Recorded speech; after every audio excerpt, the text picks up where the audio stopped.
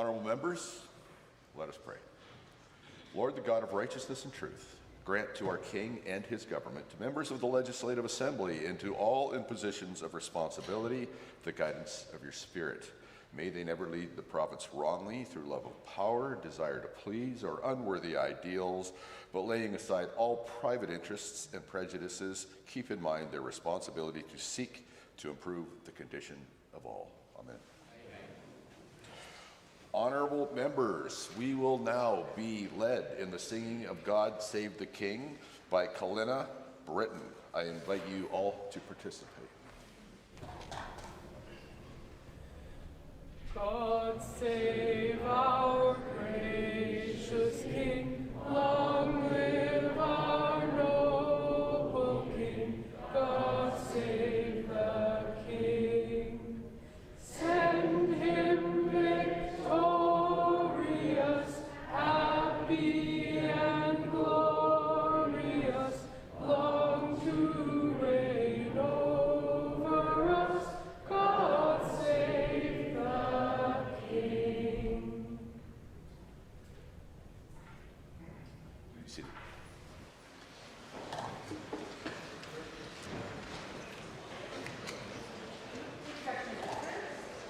Introduction of guests. Members, seated in my gallery today are the family of one of the Legislative Assembly pages who are here to witness him in action. Aidan Hopwood has been part of the Page program for 3.5 years, joining before entering high school. He currently attends MacEwan University, where he studies political science and psychology. Over the years, Aidan has participated in a wide variety of activities, including sports, theatre, Model United Nations. He credits many of his best experiences and most significant personal growth to the Page program. Outside of school and work, Aidan enjoys writing and debate, as well as spending quality time with friends. He expresses his gratitude to the members of the Legislative Assembly for the opportunity to serve the Assembly, and thanks his family for helping him reach where he is today.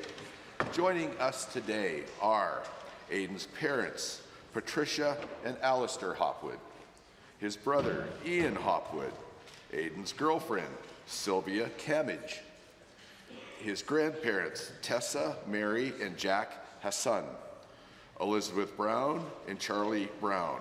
I ask that you all please rise to receive the warm welcome of this assembly.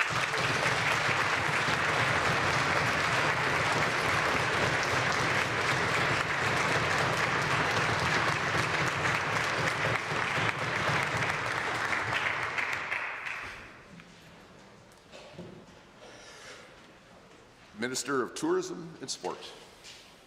Mr. Speaker, I'm rising to introduce to you and through you the Executive Committee members of the Edmonton Tamil Cultural Association, a community organization established in 1979 that is dedicated to preserving and promoting Tamil heritage by supporting families and youth. Please rise to receive the warm traditional welcome of this assembly.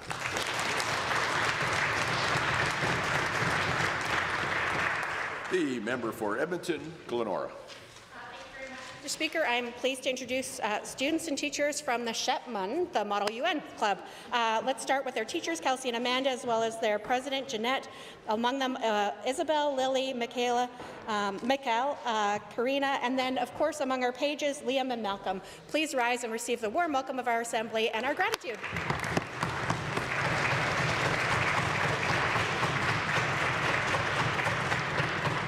Edmonton Southwest. Mr. Speaker, it's my pleasure to introduce to you and through you my amazing constituency office staff, Julianne Chua, Aidan Moore, and Carl Paulo Hernandez. All members of this House know that we can't do our work without great support. I want to thank my team for their service to Edmonton Southwest. Please rise and receive the warm welcome of the Assembly.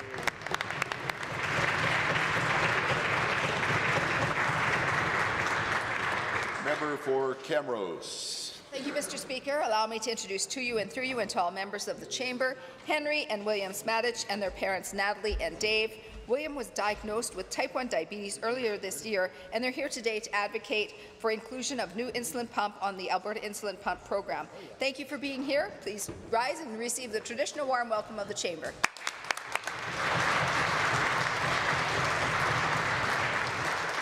Edmonton City Centre and the official opposition Deputy House Leader. Thank you, Mr. Speaker. It's my pleasure to introduce to you and through you a group from Kulan Community and Youth Services, which works here in my constituency. The leaders, Kedar Jama and Omar Abubakar, several community members with them, Abdi Aziz, Adnan Diga, Hodan, Mohammed, Sulika, and Somaya. I ask them all to rise and receive the warm welcome of this House.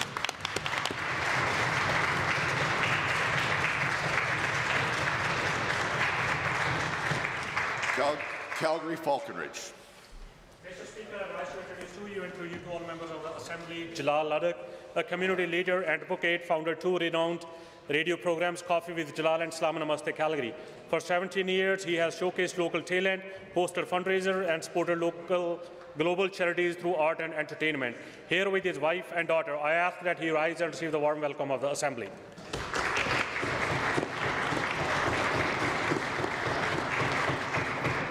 Red Deer South. Mr. Speaker, today is a good day. I introduce leaders from the Council of India Societies of Edmonton, a super big umbrella organization representing 27 Indo-Canadian societies. I request Digraj, Puneet, and Lullaby stand and receive the traditional warm welcome of the Legislature.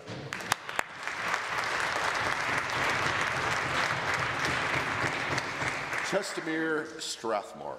Thank you, Mr. Speaker. I rise today to introduce to you and through you Lawrence McGee, better known as Berta Proud Dad. Lawrence is one of Alberta's most followed creators, a proud father, a hard-working small business owner, and a constituent of mine. I ask that he rise to be recognized and receive the warm welcome of the Assembly.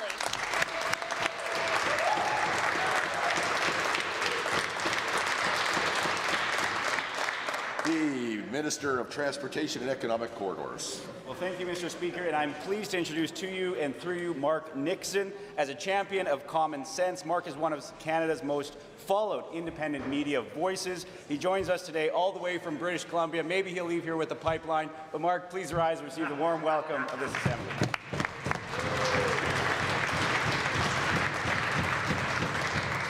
The member for Leduc Beaumont. Speaker, to you and through you, I'm pleased to introduce Mandeep Ball. Mandeep is a proud Albertan and a rising star on social media with the standout TikTok presence reaching over 80 million views, about 80 million more than my social media, Mr. Speaker. Please rise and receive the warm welcome of the Assembly.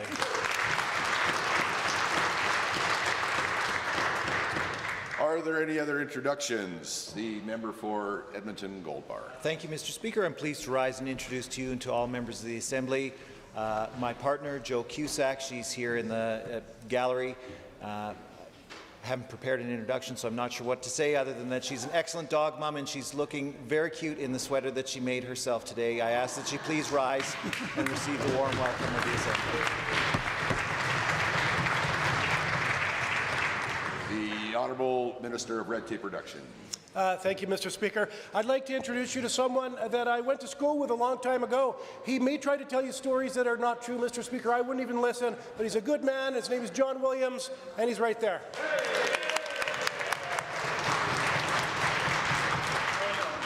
The member for Edmonton Beverly Clairview. Of mine, as well as a fellow member in this House, Omar Abubakar. We could not do the work that we do without the very important work that Omar and lots of other constituency assistants do every day. Thank you, Omar.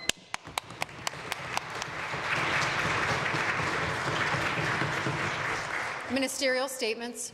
Members' statements. The member for Edmonton Castle Downs. December 6th is the National Day of Remembrance and Action on Violence Against Women in Canada, marking the anniversary of the 1989 murders of 14 young women at École Polytechnique in Montreal.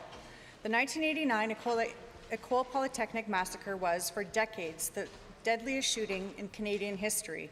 It began with the shooter stating he was fighting feminism before opening fire on a classroom of young women. A 2020 mass murder in Nova Scotia left 22 people dead and began with an act of domestic violence. In 2018, a Toronto van attacked and killed 10. The attack was characterized as revenge for perceived sexual and social rejection. 3 of the deadliest attacks in Canadian history began with violence against women, with ideology rooted in misogyny. Connecting misogyny and violence is vital to prevent such violence from happening again.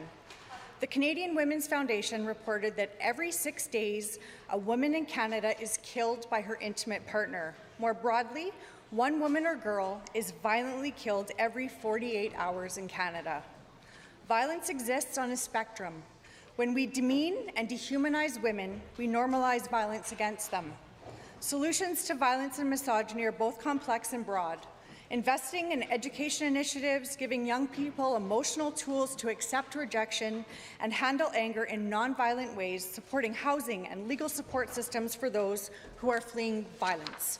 Perhaps the most important step that we can all take is acknowledgement. Acknowledging that violence against women is a rampant issue. Acknowledging our own capacity for misogyny, both internally and externally, and how we can all work together to treat one another with respect and dignity. Hatred has no place in Alberta.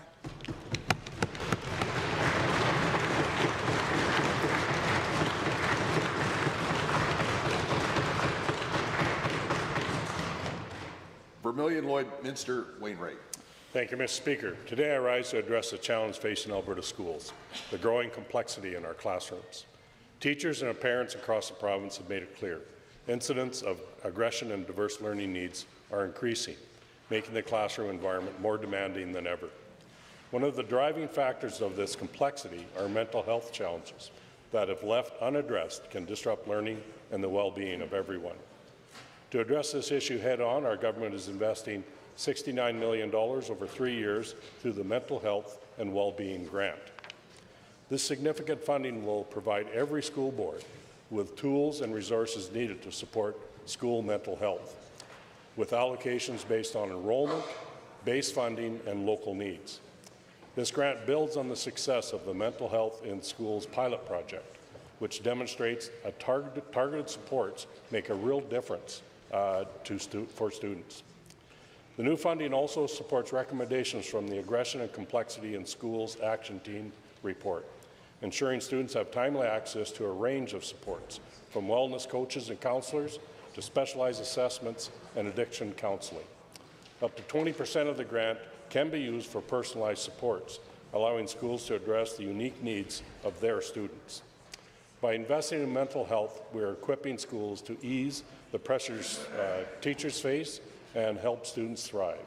The resources will make classrooms less complex by addressing the root causes of aggression and learning challenges, allowing teachers to focus on teaching and students to focus on learning. Together, we are building a safer, more supportive classrooms where every student has a chance to succeed. Thank you. Calgary, Falconridge. Today, I rise to speak about something deeply personal and profoundly important: the escalating tide of hatred we continue to witness here in Alberta. Whether someone arrived in Canada 2 days ago or their family came here 200 years ago, one truth remains unchanged. Except for Indigenous people, every one of us is an immigrant. Today, I want to begin by honoring the first peoples of this land, expressing gratitude for their generosity, their wisdom, their strength, and for allowing all of us the opportunity to build our lives and dreams here. Yet, despite the extraordinary diversity that makes Alberta stronger, hate still finds a way to manifest itself. This is not just something heard in stories. It is something many of us know through lived experience. I have endured attacks and discrimination. Many others across our province have as well. And still, we do not stand here consumed by anger.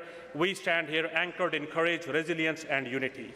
Immigrants, people from every culture, language, and faith have helped build this province and this country. We have contributed to its economy, its culture, and its identity. Our communities have sacrificed, persisted, and succeeded. We have cultivated this land, safeguarded this land, worked in its industries, served in its institutions, and helped shape the Alberta we are proud to call home today.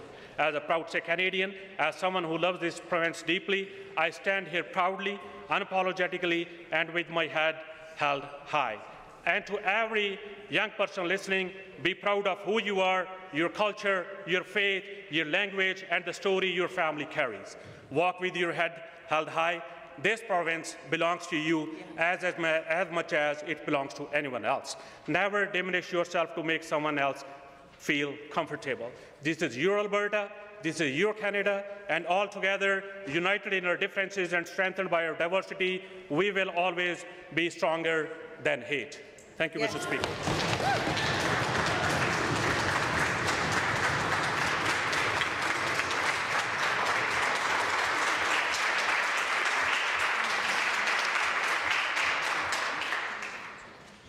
The member for Cypress Medicine Hat. Well, thank you, Mr. Speaker. 374,000 legal gun owners in Albertans are who the members opposite voted yesterday to betray. Nearly 8% of Alberta's population betrayed by the urban-privileged new disarmament party. They only had one member stand up to speak against Motion 17. Only one. His speech, Mr. Speaker, what a bunch of Bolshevik. In 1916, Lenin wrote, "Disarmament is the ideal of socialism. When you can't provide for yourself, you need the government to provide for you." Or in this case, when the Liberal NDPs strip your ability to hunt and provide for your family, they force your reliance on them. Taking away someone's reliance is forcing them into socialist, Marxist, Soviet-style breadlines. This isn't about making streets safer. This is about assaulting law-abiding gun owners. If it was about public safety, the feds would be spending that $1 billion on fixing broken federal borders, breaking up organized crime, and going after gun smugglers. So let's be clear what this program is actually targeting. It's not gang members, criminals, or traffickers. This is socialist Marxists assaulting farmers, ranchers, Indigenous hunters, sports shooters, all under the guise of public safety. The Liberals and NDP continue with their soft on criminals, hard on victims approach, which is the real danger. They ignore illegal firearms, ideologically release violent repeat offenders into our communities, putting families at risk. And contrary to that, I believe we must lock up violent offenders. We must go after illegal gun runners and gang members. And most importantly, we must support their victims. We must end the Canadian firearms program, re-establish our provincial jurisdiction to legislate in areas that belong to us. It's time for Ottawa to get out of our way. Only then can we ensure that law-abiding citizens are protected from the criminals who hunt them down.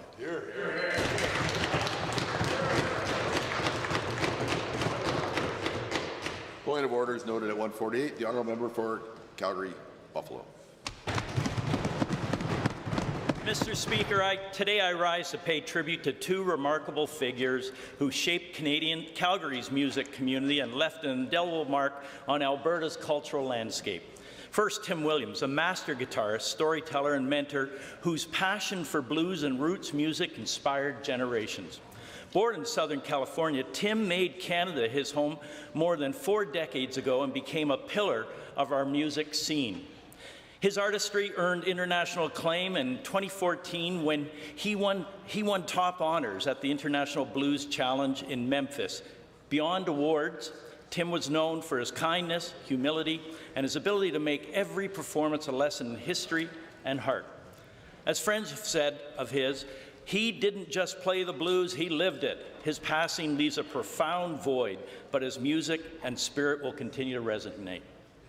We also remember Neil McGonigal, a visionary promoter and manager who championed Alberta talent for over 40 years. Neil guided the careers of icons like Jan Arden, Katie Lang, Ian Tyson, and Billy Cowsill. He had an encyclopedic knowledge of music and an unwavering commitment to artists, often saying it was all about the song and how you delivered it. Neil's influence helped put Alberta on the map in the music industry, and his encouragement shaped countless careers. On behalf of this Assembly, I extend condolences to their families, friends, and all who were touched by their artistry. I'd like to end by quoting a prescient lyric from one of Tim's songs. Quote, "If the words I write live on long after I'm gone, that's enough for me. It's enough to be remembered." Tim, Neil, send us word from the new range that you ride on. Thank you.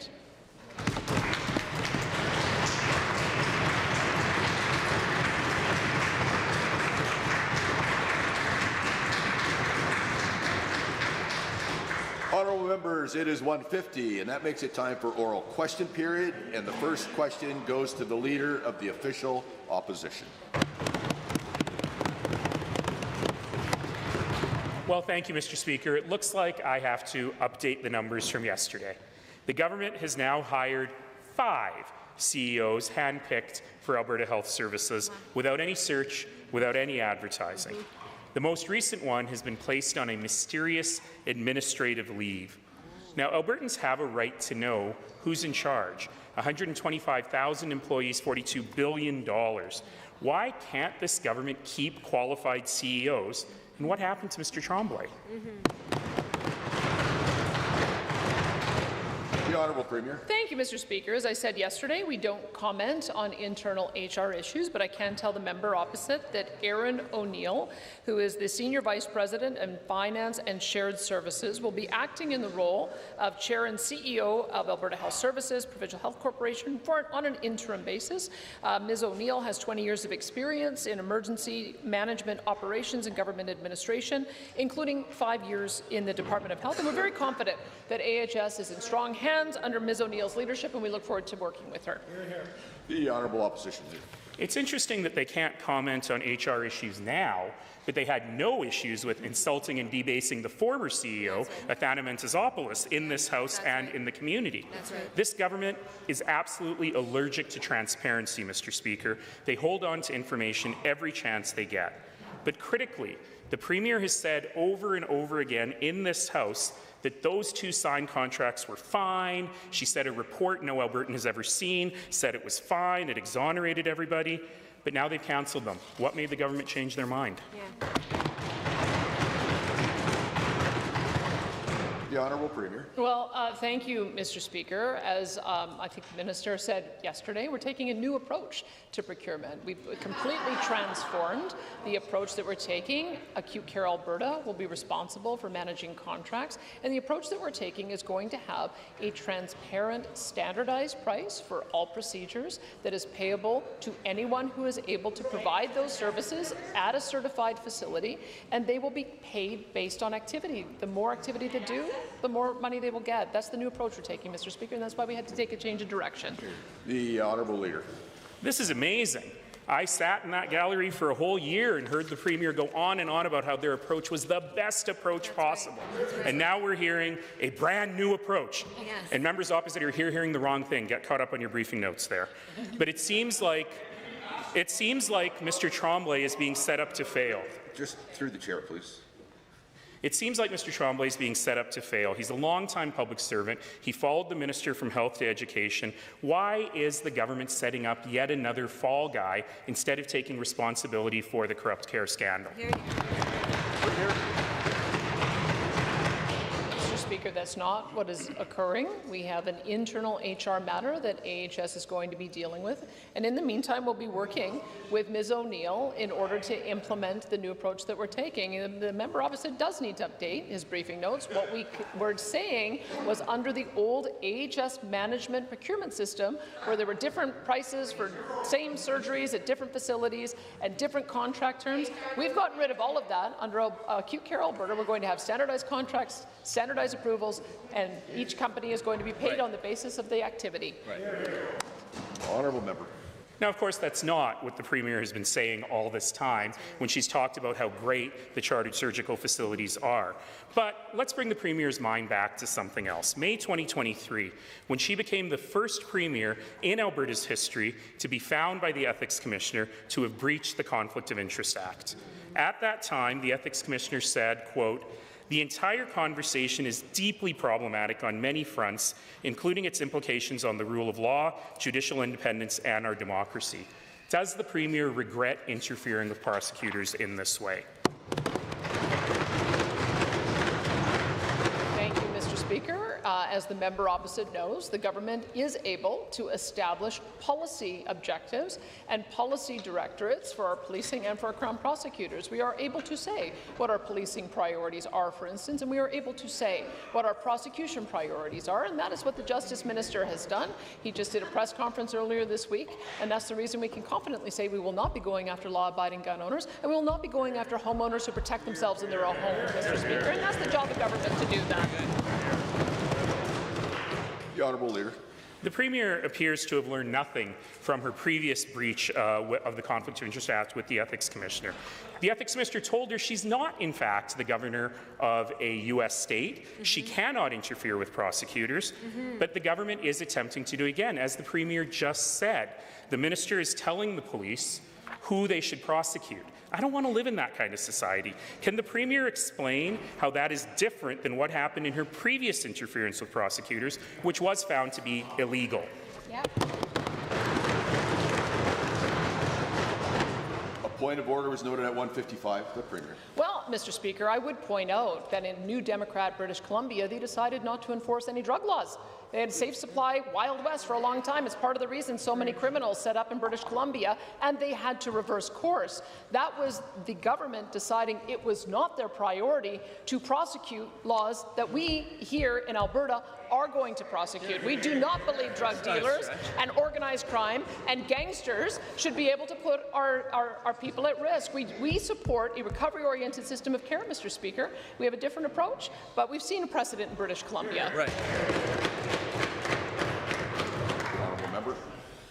That remarkably tangential answer highlights one important thing about this government's thinking, which is that this government doesn't believe in the supremacy of the courts.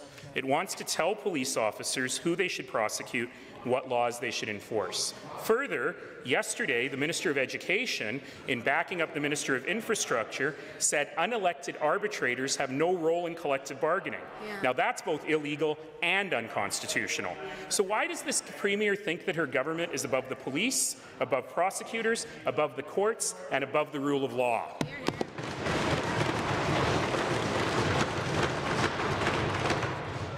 Well, Mr. Speaker, none of that is true. As the member opposite knows, we had 2 negotiated settlements at the table with the ATA, and the last time we ended up further apart than ever. We were worried about getting the kids back to class, and we knew that we were not going to get there with the agreement that was on the table.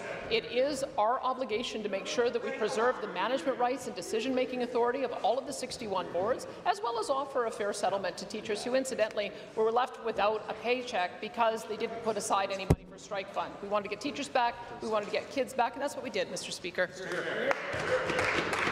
That a point of order noted at 1:58. For the third main set of questions, we invite the member for Edmonton Whitemud.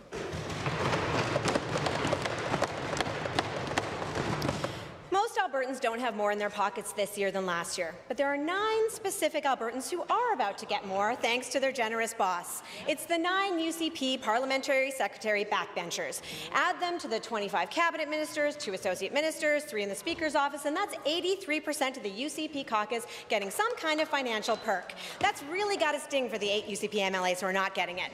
So much for a lean, mean, efficient government machine, but the Premier needed to keep them happy. Some of them are facing recall. So why does the Premier think Alberta taxpayers should pay for her to manage her own caucus?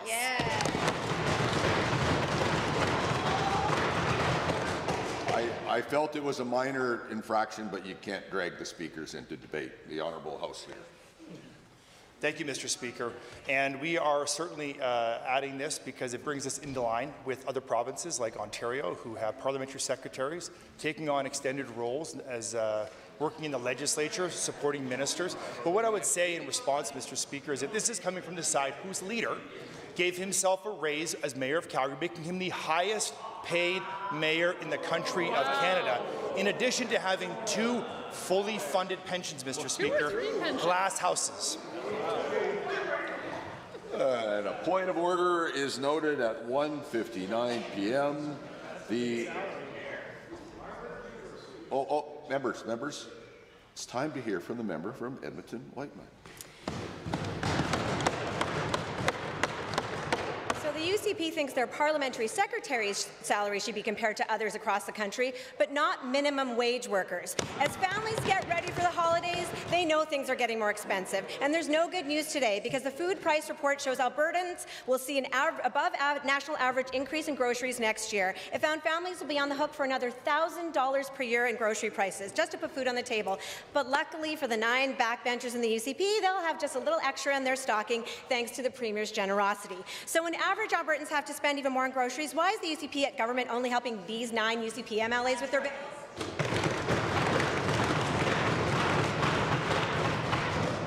The Honourable Government House Leader. Thank you, Mr. Speaker. And it would appear that the members opposite are having a hard time hearing the answer. So I'm more than happy to repeat what I just said. Adding a salary to parliamentary secretaries in the province of Alberta brings us in line with other jurisdictions as those parliamentary secretaries take on extra roles. And I love that the Leader of the Opposition decides to chime in whenever he feels it's necessary, not his turn to speak. That's that professorial thing creeping in. But what I can say, Mr. Speaker, is that on this side of the House, we are attracting investment, increasing job opportunities for Albertans so that they have a job to support themselves right here in the province. Edmonton Whitewood. So let's be clear, this pay bump for UCP MLAs isn't to recognize their performance. It's not for merit, because unlike every other worker trying to make ends meet, they didn't actually have to do anything to get their bonus. They just had to complain to their Premier about missing out on being part of the largest cabinet in Alberta's history. So when Albertans are getting ready for the holidays, knowing the bills are piling up and the cost of living keeps going up under the UCP, why is the UCP only delivering presents to their own MLAs while ignoring the millions of Albertans that they serve? Right. Honourable Government House Leader. Mr. Speaker, the only people that are ignoring the needs of Albertans are the members opposite. For example, yesterday when they voted against our Sovereignty Act motion protecting law-abiding gun owners. But to the point, Mr. Speaker, in this province we believe that we need to be investing in youth, making sure they get that first opportunity for work. That's why we've created the youth hiring incentive for Albertans to de-risk bringing on first-time employees so they get those skills and the things they need to become successful throughout their entire employment career. I wish the members opposite would get on board and support this great initiative. I'm giving you all a minute to quiet down before we only hear from the member from Edmonton Northwest. Well, Mr. Speaker, it was meant to be a very Merry Christmas for the companies wanting to run private surgical facilities in Red Deer and Lethbridge. The UCP government has left thousands of residents waiting and paying for a very long waiting lists due to their chronic underfunding. This government's answer? Build private clinics. But this week, suddenly, they cancelled these private clinics contracts when some very suspicious details came out. The UCP then dropped these private clinics like a hot potato. Why did they do so? What's the story behind it? Member, order. Okay. Perhaps you can send a note to the clerk's table. The Honourable Minister of Hospitals. Thank you, Mr. Speaker. In reality, Alberta performed a record number of surgeries last year, 318,000. And in reality, Mr. Speaker, we're on track to perform even more surgeries this year, setting a new record. Mr. Speaker, but that's not all. In reality, we're also allocating funds to do 50,000 more surgeries on top of those record values. Mr. Speaker, you're going to see more surgeries in hospital, more surgeries in chartered surgical facilities, because that's what's going to reduce wait times for Albertans, get them the surgeries they need. Honourable member. Well, Mr. Speaker, this government can try to run from these bloated contracts, but they cannot sweep them under the rug. The UCP is gutting public surgeries in Red Deer and in Lethbridge to justify private clinics. They must be asking themselves, is it the owner of the clinics or is it the bloated cost per surgery that's the problem? Right here on the floor of the legislature, they canceled these same private clinics that they were singing the praises of before. What is this government running away from?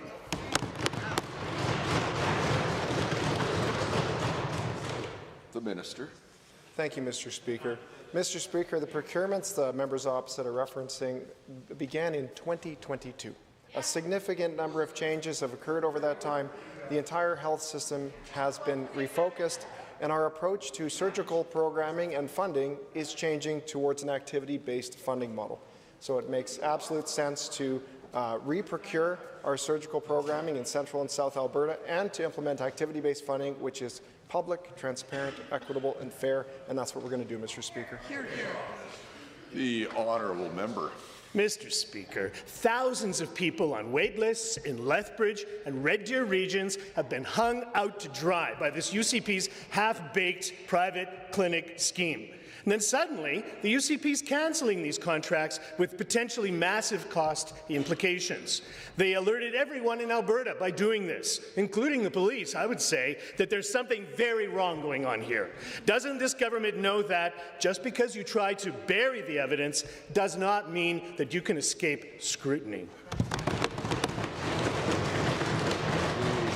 Honourable Minister of Hospitals. Thank you, Mr. Speaker. I'm pleased to share that we do have an ongoing request for expressions of interest for surgical programming, which includes the Red Deer and Central Alberta area and Lethbridge, and I do expect that we will have new providers in both regions to provide even more surgeries for Albertans. And, Mr. Speaker, that's on top of our work to expand the Red Deer Regional Hospital, and we're also doing work to see what more we can do at Lethbridge Hospital. I've toured it recently, Mr. Speaker. There's a lot going on there, and we're going to see if we can build some of that shelled space. From now on, there's no preamble on the supplementaries, and it is the time for Calgary Acadia. Spring this year, the UCP eliminated the child care subsidy, something that had been in place for decades. The Association of Early Childhood Educators of Alberta have just released a jarring new report. It shows that while Albertan families struggle with the cost of living, the cost of childcare here is skyrocketing. That means that childcare fees have gone up an average of $227 for families with one child, and by $478 for families with more than one child in childcare. To the Minister, why, in an affordability crisis, did the UCP eliminate the childcare subsidy for... The Honourable Minister for Education and Healthcare. Well, thank you, Mr. Speaker. We continue to work towards $10 a day daycare, a sustainable model for all Alberta families. We are working with the federal government as our current agreement with the federal government lapses in a few months. I'll have some more to say about that in the coming weeks. There are some challenges that not just Alberta but other provinces are recognizing, and we're working together collaboratively with other provinces to find a mechanism and a solution that's sustainable for provinces, the federal government, and most importantly meets the needs of Alberta families. Honourable member.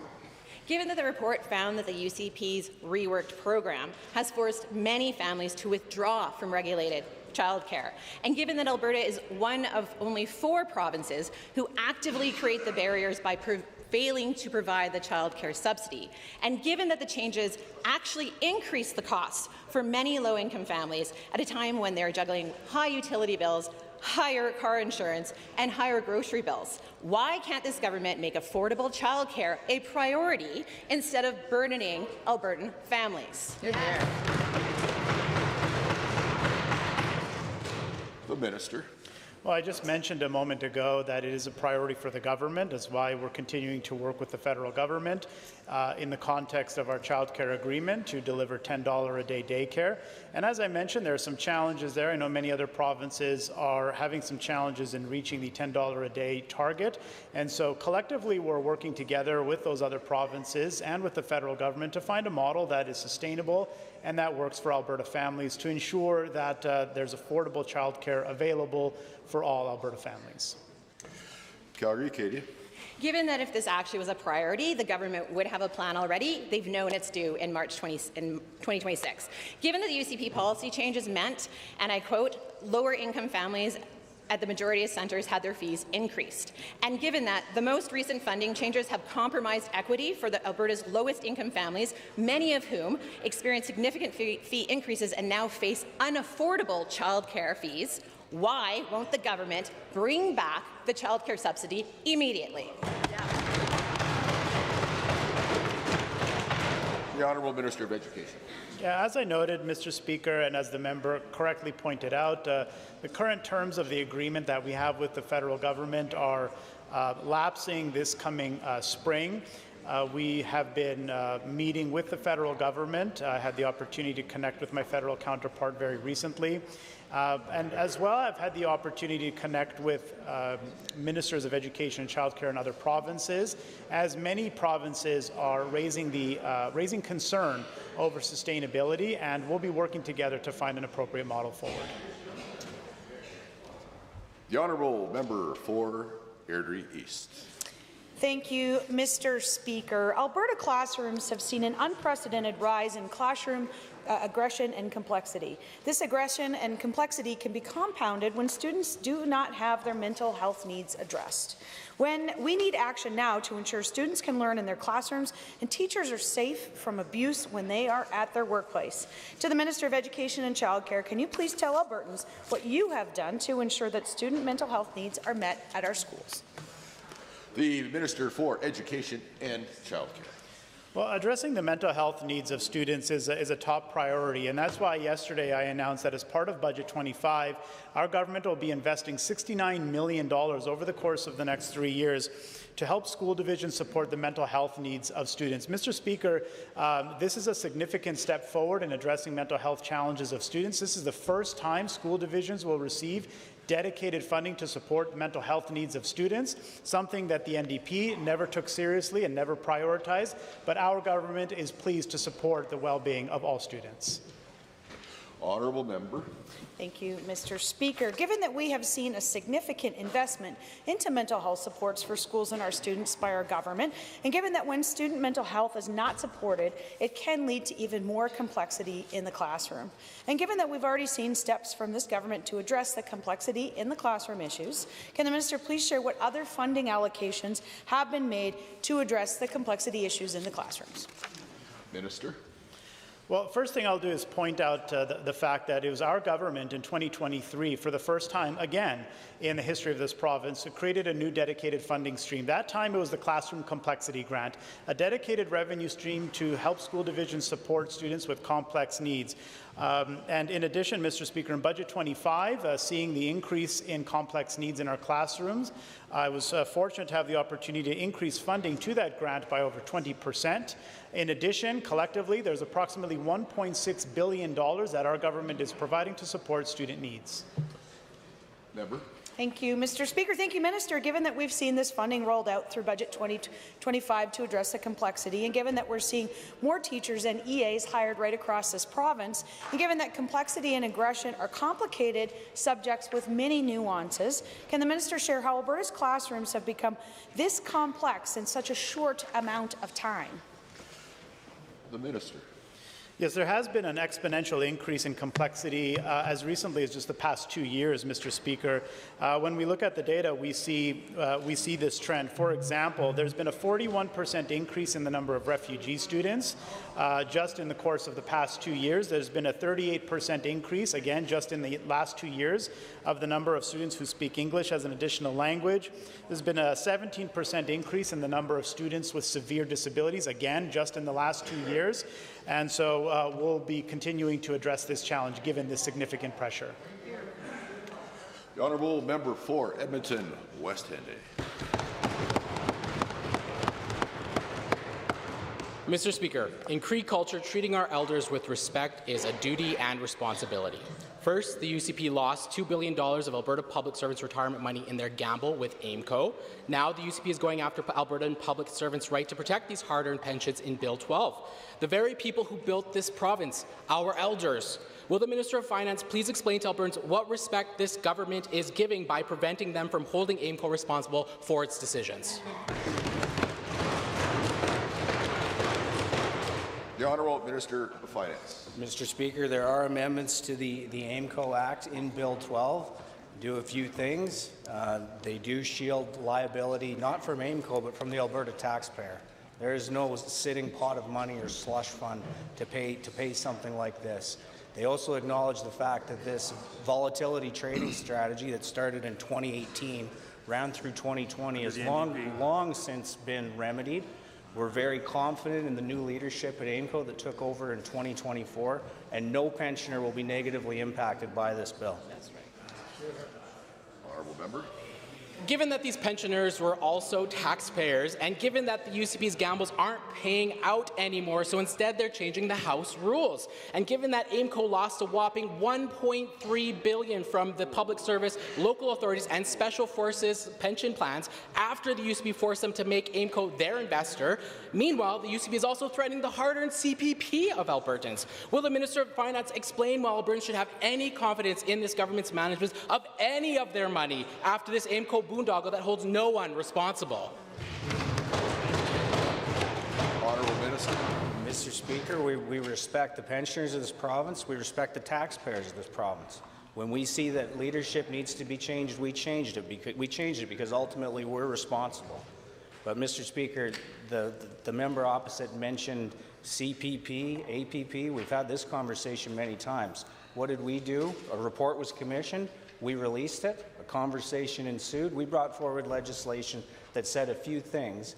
Any government would need a referendum to bring forward an Alberta pension plan in this province. Member.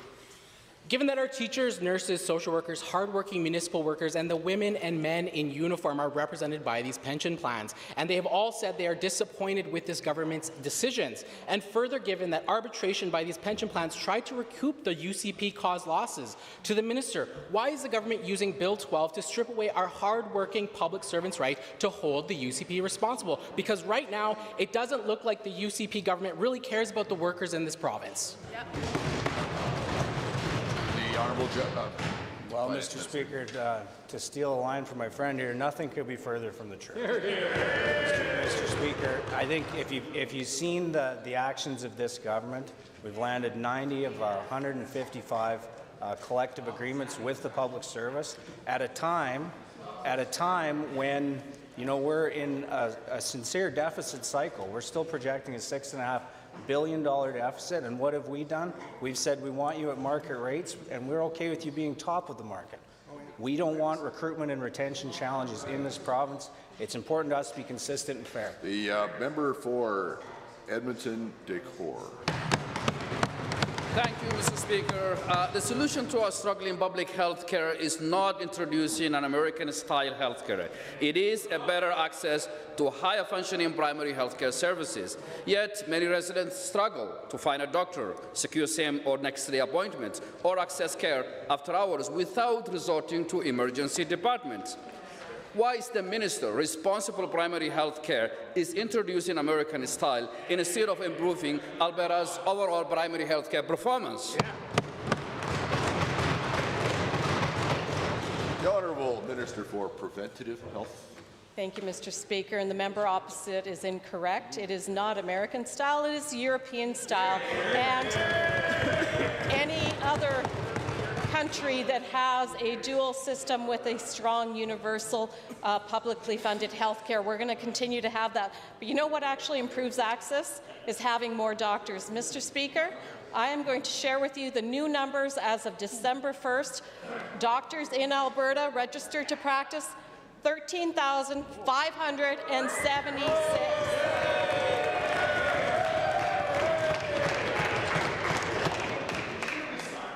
I want them to hear you when you start, Honourable Member. Go ahead.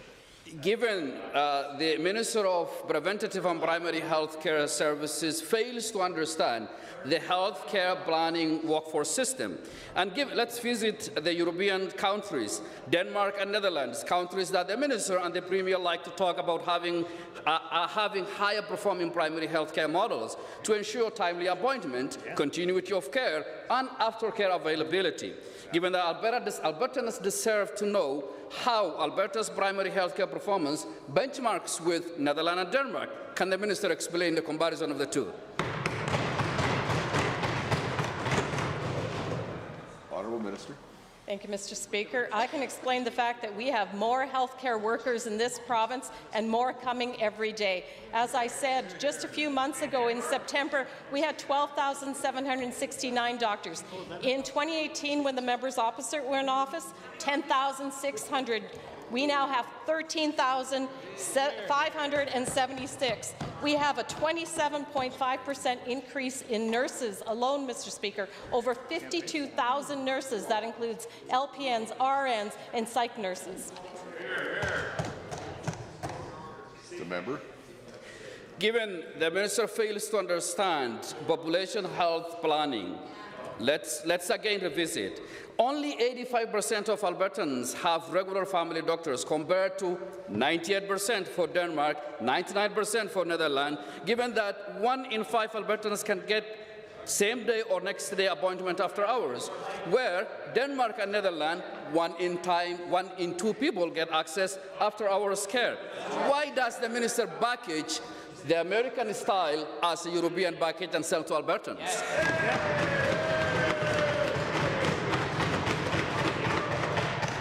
The Minister of Preventative Thank you, Mr. Speaker. I think the member is arguing against himself. He just said that those countries actually have higher numbers of healthcare workers. Mr. Speaker, he didn't hear my numbers. I'll repeat it again. More doctors than we have ever seen in this province.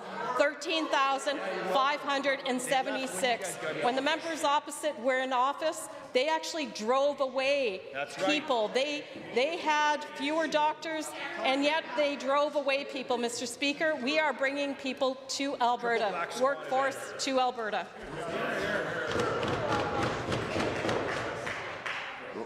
I'm only making you wait so they can hear you. The honourable member for Calgary, Hurry. Thank you, Mr. Speaker. I'm half Ukrainian, and when I was a kid, I loved playing with matryoshka, the wooden nesting dolls that you'd open up and there'd be one inside, and then you'd open that one up and there'd be another one inside.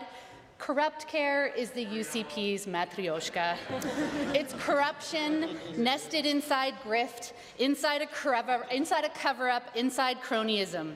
Did the Minister of Mental Health and Addiction inform Justice Wyant that recovery service providers were operating out of a building owned by Sam Mraish? The Honourable. Done. Okay, the Honourable Minister for Assisted Living and Social Services. Mr. Speaker, we watched in this House now and in yesterday, the Honourable members get up and imply something is going on with a building that is funded and rented by the Métis Nation, Mr. Speaker. Not owned by the government, not rented by the government, Mr. Speaker. Yes, we are proud of the work that we do with the Métis Nation, from everything from recovery support to housing support, Mr. Speaker, and other very important social services work, Mr. Speaker. This is the problem with the NDP. They keep accusing people of things that aren't in this House to defend themselves, Mr. Speaker, and that's very, very wrong. Hear, hear. Honourable member. Given that senior ministry staff and 2 UCP chiefs of staff toured an Edmonton building looking to turn it into a medical detox centre, and given that might have seemed reasonable, had not a few months later Sam Mraish purchased the same building, and given the Premier's former chief of staff has consistently been found to be in the same places, the same skyboxes, and the same backroom deals as Sam Mraish, will the minister pretend that Mraish's numbered company on the recovery building's land title is purely a coincidence?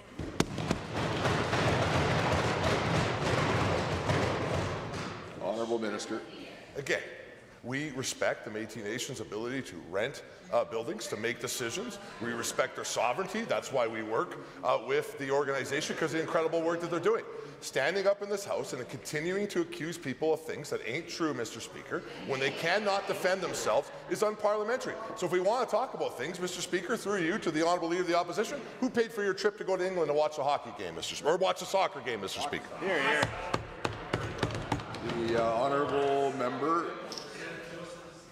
Given Freedom of Information documents reveal that the CEO of Rosk Solutions Group was also on the building tour with political staff and ministry officials, and given that this company, which was handed $70 million in contracts, despite having no operational record in Alberta, is now the sole tenant of the building owned by Sam Mraish, and given the detox centre has yet to come to pass, we need to get to the bottom of the corrupt care scandal, Mr. Speaker. Enough is enough.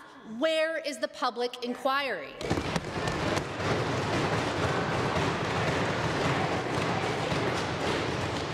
Mr. Speaker, what Albertans have had enough of is watching things be made up inside this place, Mr. Speaker. Again, the Métis Nation owns the building, or rents the building, Mr. Speaker. The government does not own the building, Mr. Speaker.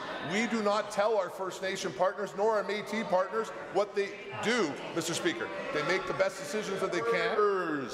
Members, let's all hear from the person that should be speaking.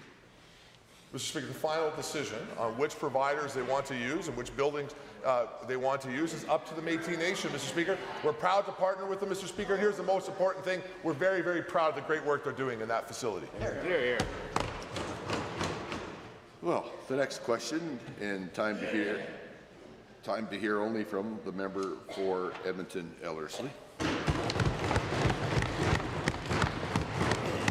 Thank you, Mr. Speaker. Not European-style healthcare, not Australian-style healthcare, not American-style healthcare. Albertans deserve Canadian-style Tommy Douglas healthcare. Unfortunately, it is on the UCP government chopping block. Can any of the health ministers explain why they want to trade Tommy Douglas healthcare with American-style healthcare? The Honourable Minister of Preventive Health. Thank you, Mr. Speaker. Canadians and Albertans deserve health care that works, health care that is timely, health care that makes sure that when they need a surgery, they get it 100% of the time in clinically approved times. That is what we're doing, Mr. Speaker. We are making sure that we have, the workforce. As I said, we've got record numbers of workforce, that we allocate dollars, such as the 50,000 additional surgeries that we will be doing in this upcoming year. Mr. Speaker, that's what Albertans deserve. Hear, hear. Honourable member. Given that 3 years, 1 month and 14 days ago, the Premier promised to fix health care in 90 days. Given that, she also promised that Albertans will never have to pay out of pocket for health care. Given that now she is introducing American-style private health care no one voted for, why did the government make promises to Albertans they knew they would not keep? Minister. Thank you, Mr. Speaker. The Premier made a promise to fix health care. She's on the road to fixing health care, Mr. Speaker. Check number one.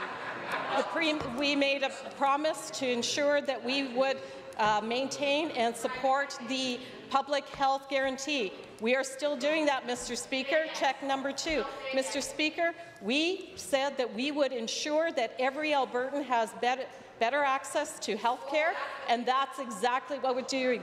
The member opposite, who was the Minister of Health at the time, couldn't do it. We plan to do it. Member. Given that Alberta New Democrats will strengthen health care, not dismantle it, accessible by health card, not credit card, built on Tommy Douglas principle, not Sam Risch. Given that even her own constituents are launching a recall over privatization, will the Premier call an election today to see if Albertans truly want her to sit in the same chair any longer? Honourable Minister. Thank you, Mr. Speaker. Let me read the record for the NDP. In 2018, there were 10,674 doctors. Right now, we have 13,576, 3,000 more doctors, and most of those in the last 2 years, Mr. Speaker. We have a 27.5% increase in the number of nurses. We have a 77% increase in the nurse practitioner number. Mr. Speaker, I could go on and on. The Leduc Wilmot. Mr. Speaker, the Supreme Court has recently struck down mandatory minimum sentences for child pornography offences. While our government has condemned this ruling, the NDP has been shockingly silent. On an issue this serious, silence is unacceptable, leaving many Albertans wondering just who the NDP is standing up for. To the Minister of Justice, What steps is Alberta taking to ensure that offenders face real consequences and that our justice system continues to protect children and communities? Good question. The Honourable Minister of Justice. Thank you very much, Mr. Speaker. Look, Albertans are absolutely sick and tired of unchecked bail reform laws, and this government is stepping up. We've updated our bail protocols to provide guidance to prosecutors seeking detention of repeat offenders and serious criminals, Mr. Speaker. We cancelled the NDP triage protocol, which saw countless cases being dropped by prosecutors here in this province. On this side of the House, Mr. Speaker, we're focused on keeping violent criminals out of our communities and behind bars. The Honourable Member. Well, thank you, Mr. Speaker, and to the Minister. Given the Supreme Court's ruling has raised serious concerns about the safety of our communities, and given that Albertans should feel confident that offenders who exploit children will be caught and prosecuted, can the Minister of Public Safety and Emergency Services please outline what steps are being taken to ensure that police have the tools and resources they need to investigate and respond to these heinous crimes? The Minister of Public Safety. Mr. Speaker, thank you very much. We've invested unprecedented amounts into ALERT, including Alberta's Internet child exploitation teams, because this government will do whatever it takes to keep our children safe. Mr. Speaker, what we won't do is what the NDP did, the Defund the Party did in 2016, when they cut ALERT's budget by $12.5 million. Mr. Speaker, that was 1/3 of ALERT's budget, Mr. Speaker. These cuts affected units that investigate criminal offences involving child pornography, computer-related sexual abuse, Mr. Speaker, child luring, and the criminals responsible. We won't allow that to happen, Mr. Speaker. The Honourable Member. Well, thank you again, Mr. Speaker, and to the Minister for that answer. Given that Albertans deserve reassurance that their government is taking action to protect children, and given that the Supreme Court's decision has left many families questioning how their safety is being prioritized, can the same minister explain how this government is engaging with families, victims, and frontline agencies to communicate its response and to reinforce Alberta's commitment to protecting children from these criminals? The Honourable Minister of Public Safety. Thank you, Mr. Speaker. Human trafficking violates fundamental human rights. It exploits vulnerable individuals, perpetuates the cycle of abuse. Mr. Speaker, we know that children are the most vulnerable, and that is why we've invested over $5 million to fight human trafficking, which includes grants to the Alberta Centre to End Trafficking in Persons, Mr. Speaker. We've created an organization which is the role model for Canada, but I think, Mr. Speaker, the role model for North America. The Honourable Member for Calgary Glenmore. Mr. Speaker, Alberta is blessed with mountains, clean air, low pollution. That's what makes this province a great place to raise a family. Hear, hear. It was astonishing to hear the Environment Minister yesterday suggesting we return to the days when industry could pollute with no limits because she thinks our protections are outdated. Then do something about it. Yes. The AR has been regulating flaring since the 1990s to keep our air clean. Why isn't the minister protecting clean air instead of meddling with the regulator? Good question. The Honourable Environment Minister. Thank you very much, Mr. Speaker. This specific flaring limit was originally meant to reduce smoke, odors, and local air pollution, all of which have declined over the last 20 years. However, it also counted non-routine flaring, which is critical for safety, Mr. Speaker. It didn't reflect increases in energy production, new strategies that reduce methane emissions through flaring, and broader reporting definitions for flaring. Stronger, more effective programs and measures are now in place to reduce routine flaring and lower methane emissions. This is a practical move. Point of order was noted at 2:32. The Honourable Member. Given that Alberta was one of the first oil and gas jurisdictions putting limits on pollution, and we were proud of it, until this government decided to drag us backwards, given that our oil and gas engineers and workers have been doing their part, innovating, cutting pollution, building clean technologies, and even turning excess gas into electricity instead of waste, why is this government choosing to side against common sense, against Alberta workers, and against the clean air that every Alberta family deserves? Minister. Thank you very much, Mr. Speaker. Nothing the member opposite said is true at all. We are continuing to grow energy production to step up and meet the demands of safe, affordable, reliable energy that people across Canada and around the world need. We're doing that while reducing emissions, Mr. Speaker. We've reduced methane emissions by over 53%. We've reduced electricity emissions by 53%. Intensity in oil sands production is down around 25%, Mr. Speaker. We are very proud of our record, and other countries around the world see the same. Member. Given that Albertans have watched this minister weaken one environmental protection after another, from allowing flaring with no limits, to watering down tier, to paving the way for coal in our headwaters and majestic Rockies, to even greenlighting racetracks in some of Alberta's most fragile ecosystems, Albertans are asking, does this minister believe in the basic principle of polluter pays, or is she taking her cues from the Premier's friend David Yeager? When will the Environment Minister start doing her job and protecting the environment? Yes.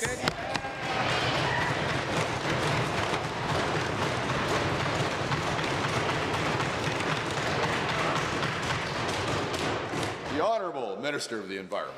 Thank you very much, Mr. Speaker. We are absolutely committed to the polluter pay model. We have strong regulatory systems in place, and we do expect all energy producers to be environmentally responsible and meet our high standards. Mr. Speaker, what we won't do is take lessons from the members opposite, whose activist approach to energy development was designed to shut in and shut down production, to kill hundreds of thousands of jobs, to drive investment out of Alberta and out of Canada, Mr. Speaker. We're going to take the opposite approach, and we will not take lessons from the NDP.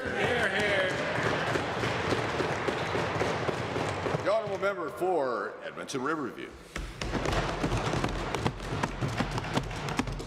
Alberta's continuing care system is in chaos. Since the UCP took office over 6 years ago, seniors living in these facilities have seen their care deteriorate, putting their very lives at risk. Norma Wensley is one of them. She died of septic shock. Her family believes this was caused by an untreated bladder infection. They also identify lack of basic care for hygiene and nourishment.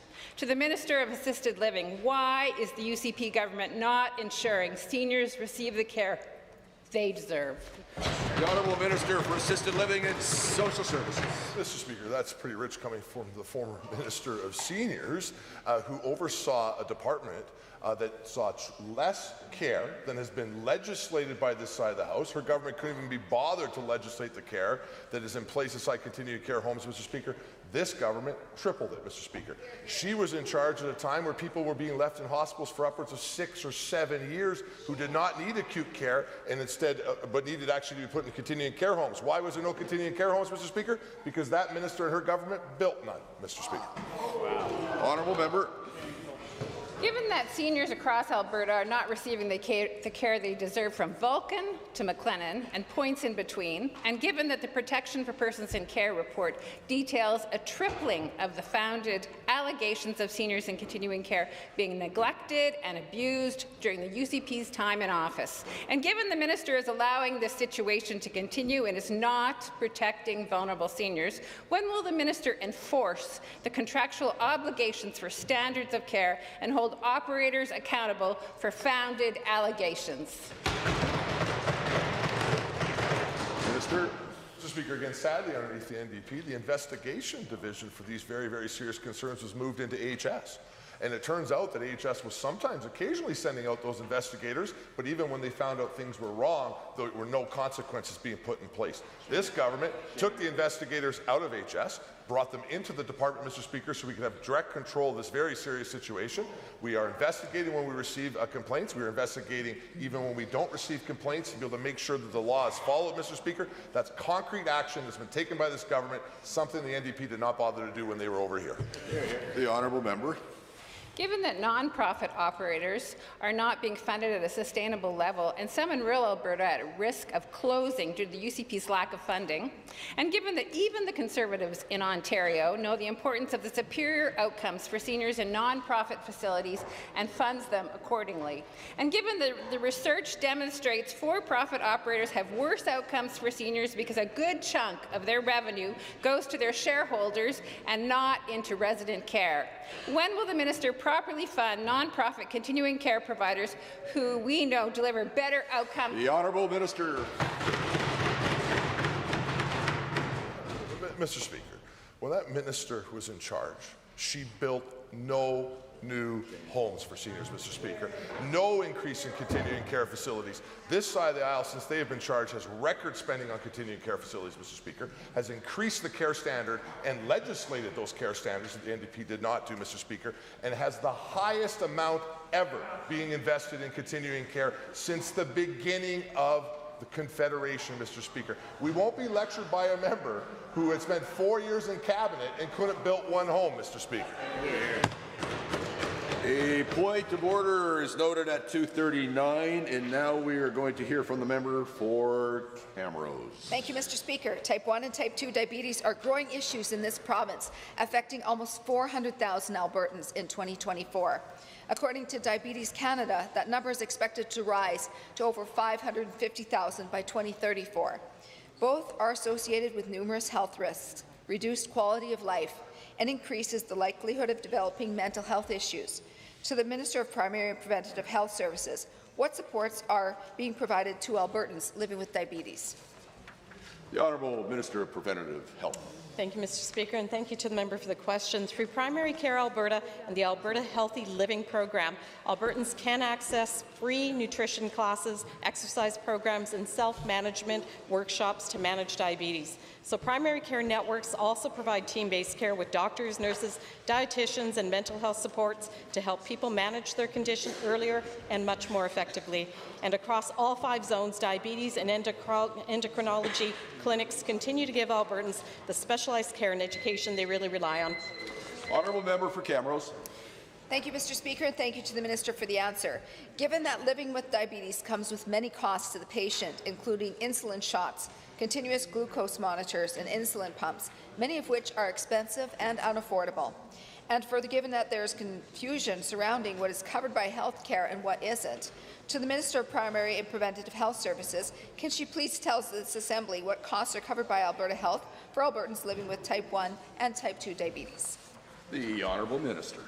Mr. Speaker, and I'm happy to answer this question. Many Albertans are worried about the cost of diabetes care. So let me be clear, Alberta's government-sponsored benefit plans cover a wide range of diabetes needs, including insulin, oral medications, and continuous glucose monitors.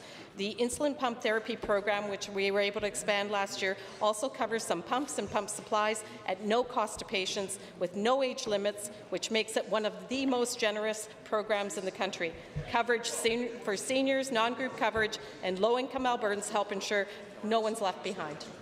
The member. Thank you, Mr. Speaker, and thank you again to the Minister for the answer. Given that diabetes is hardest on young Albertans, some of which have to get upward of 4 insulin injections a day if they don't have access to an insulin pump, and further given that some families have to wait months after diagnosis to even get an insulin pump, once again to the same Minister, what is being done to decrease wait times for insulin pumps and other essential supplies for diabetes patients? The Minister. Thank you, Mr. Speaker. I have heard the concerns of families who want faster, clearer access to insulin pumps, including new devices like the Omnipod 5.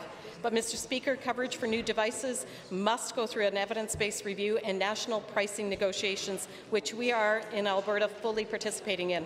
Once those negotiations finish, the Omnipod 5 may be considered for listing in the province. In the meantime, we already fully cover access to automated insulin delivery systems like the T-Slim X2 and the Mini-Med 77G and 780G, Mr. Speaker. Honourable members, in 30 seconds, we will continue with members' statements. For any members heading home, please travel safely. I understand the roads aren't great out there.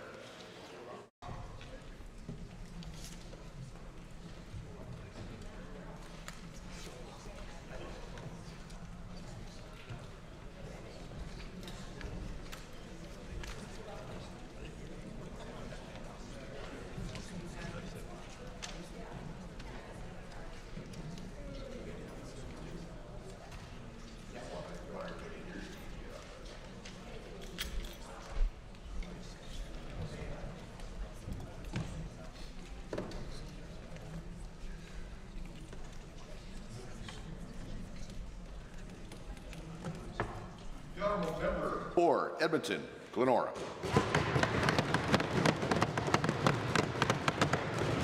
The UCP's 2025 Spotify rap list on healthcare just leaked, and here are their top hits. Number 12, The fired AHS CEO sues for wrongful dismissal, saying it's because she pushed back against political pressure to overpay the Justice Minister's relative for private surgeries.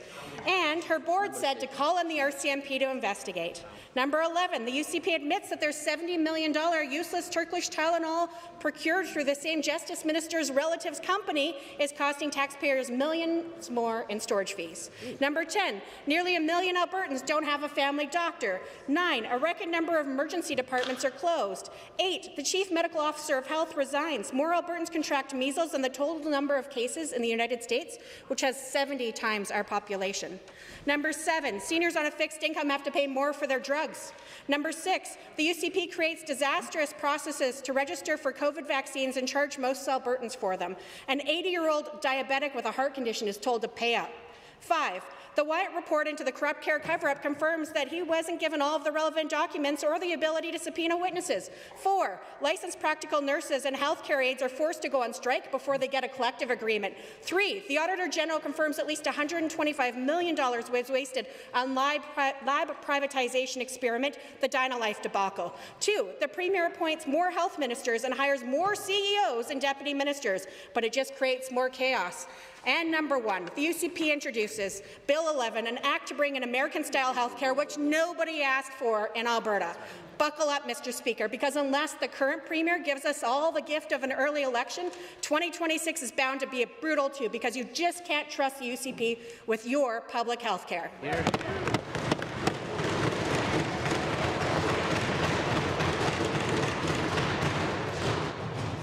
Presenting reports by standing and special committees.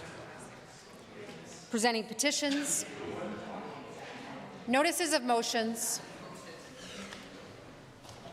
The Honourable Minister of Jobs, Economy, Trade and Immigration.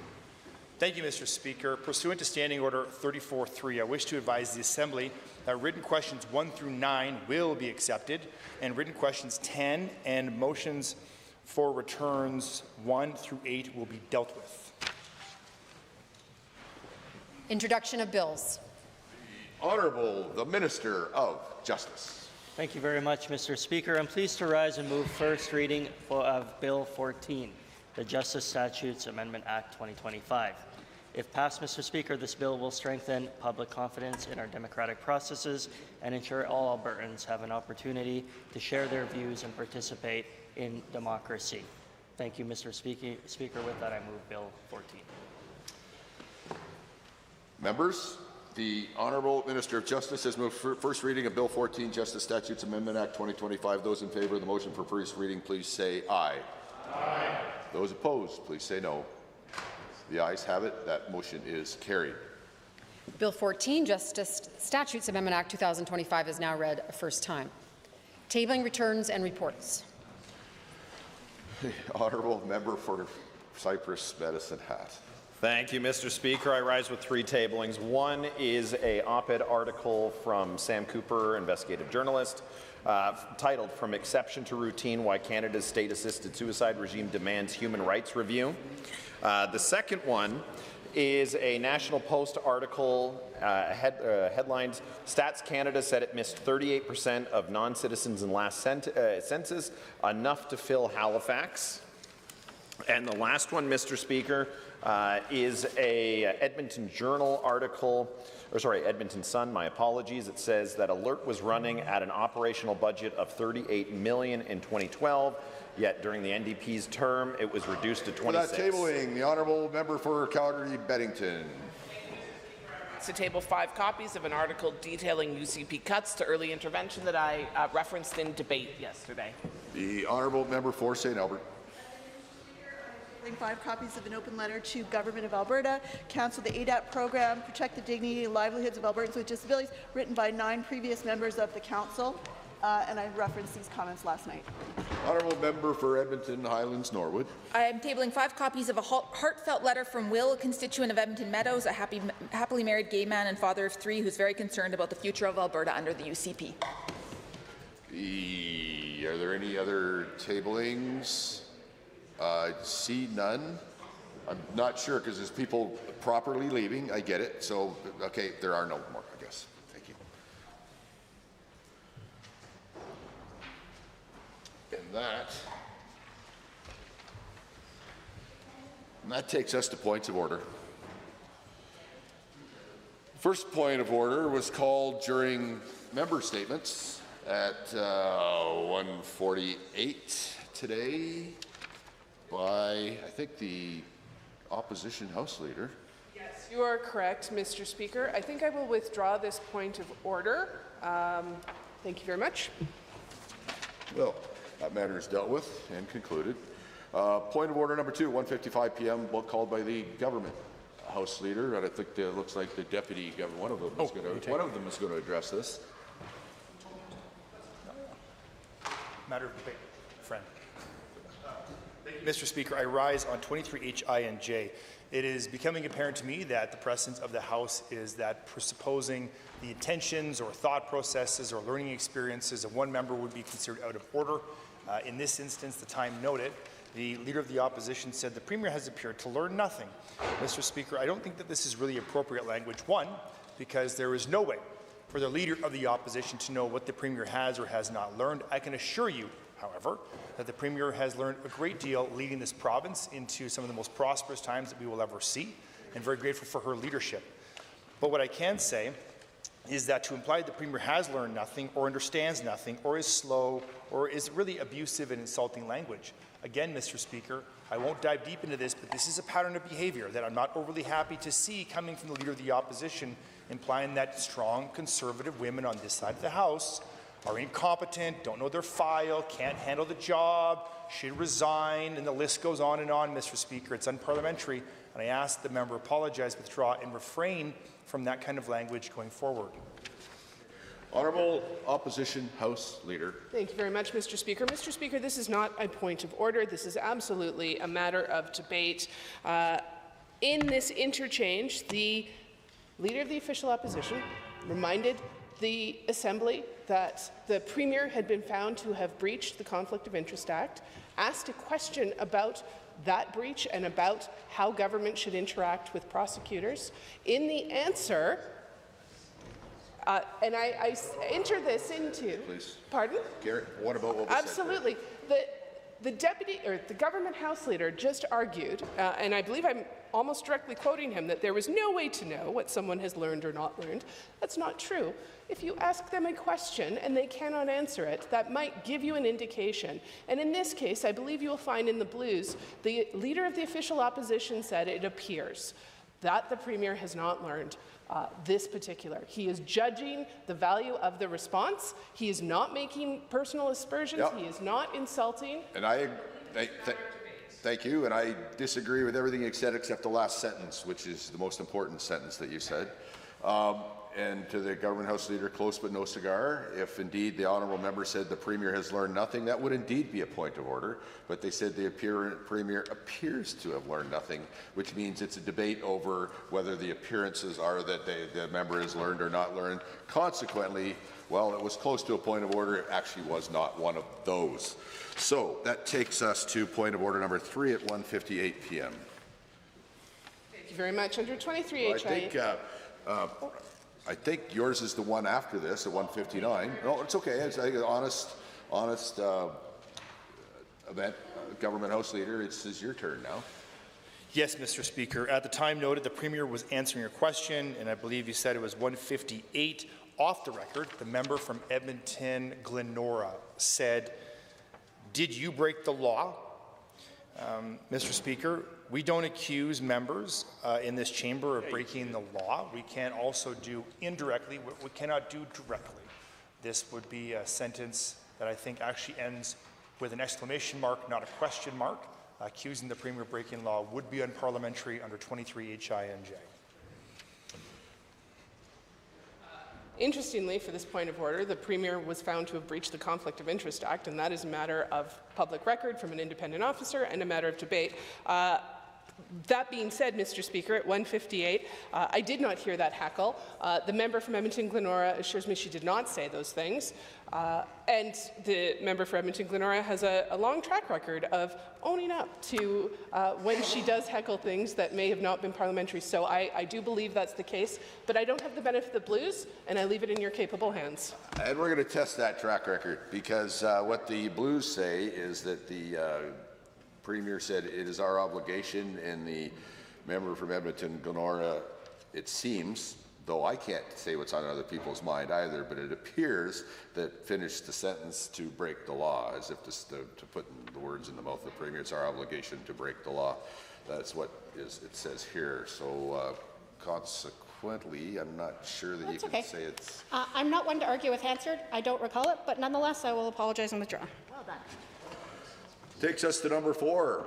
Opposition House Leader. Thank you very much. At the time, 1:59, the Government House Leader was speaking. I do not have the benefit of the Blues, but by my best recollection, under 23 HI and J, including making allegations against another member and using language of a nature likely to create disorder, said that the Leader of the Official Opposition, when he was Mayor of Calgary, had increased his salary as anyone ever elected to Calgary City Chambers would know, as this House and many people know, elected officials in the City of Calgary do not set their own salaries. The Leader of the Official Opposition, as Mayor, certainly could not have taken that action. This type of language is likely to create disorder. There are many, many things we can have genuine debates on, including records of past action, but making up accusations that are false, under 23 HI and J, especially things that can be searched for online at any point, makes this, I believe, a point of order, Mr. Speaker, but I leave it to you to rule once the government has made their arguments. Government House Leader. Thank you, Mr. Speaker. I do not believe that this is a point of order, but rather a matter of public record that while Mayor, the member and Leader of the Opposition was the highest paid mayor in Calgary. That salary increase took place while that member was sitting in the mayor's chair in Calgary. And I don't think that there is really any way to say that that is not public record, that is incorrect. I am certainly not making up stats on the fly, and I think that that actually in itself would be a point of order. But as we know in this chamber, you can't triple stamp a double stamp, and you can't go and call a point of order on a point of order. So, with that said, Mr. Speaker, I don't believe that this is a point of order, rather a matter of debate, but I leave it in your very capable hands. Well, here's what I have written down that was said. What I would say in response, Mr. Speaker, is that this is coming from the side whose leader gave himself a raise as Mayor of Calgary, making him the highest paid mayor in the country of Canada, in addition to having 2 fully funded pensions. Here's an interesting something that I'll present that I'm pretty sure was a fact based on some random experience I may have had in the past. Only municipal councils actually can vote to give or not give themselves a raise. So anyway, so it's a matter of debate. I think clearly a matter of debate, and this is not the time for debate, though it was when it happened. Next point of order is 240. Is that correct? 233. My goodness. So many points. It's okay, so much paper. Government House Leader, 233. Thank you, Mr. Speaker. I'll try to be quick on this because points of order, you gotta get through them. But the member from Calgary-Glenmore was speaking at the time and noted to the Minister of Environment and Protected Areas, and in those remarks, asking legitimate questions about the government's protection of environmental regulations, but one part where I think the member deviated into a place that's unparliamentary, saying within my unofficial records, she thinks our protections are outdated. Now, taking lessons from an earlier point of order that I think that it was my error. In this instance, it would be unparliamentary to assume what someone else is thinking in this chamber, and you've made that point clear yourself, Mr. Speaker. And so I think under 23 HI and J, the member did cause a point of order and would ask that the member not do that anymore. Opposition, House Leader. Thank you very much, Mr. Speaker. I look forward to your ruling, but I believe this is, again, a matter of debate, specifically because the MLA from Calgary-Glenmore was engaged with that minister in a debate on these topics yesterday when the minister said that she reviewed and removed the unnecessary gas flaring limit because it was arbitrary, it was outdated, it wasn't used anywhere else in Canada. It was introduced over 20 years ago and it no longer worked for the development that we are seeing here in Alberta. It was originally meant to reduce smoke odors and local air pollution, all of which have declined significantly over the last 20 years. And because the minister talked about how outdated it was, we are now having this debate. I believe this is a matter of debate. This is a continuation of something that happened the day before, and a reflection of literally the minister's words in this House. Certainly not intended to be unparliamentary, not intended to insult, but again, referencing a previous debate in today's question period. But I look forward to your ruling, Mr. Speaker. And I have one.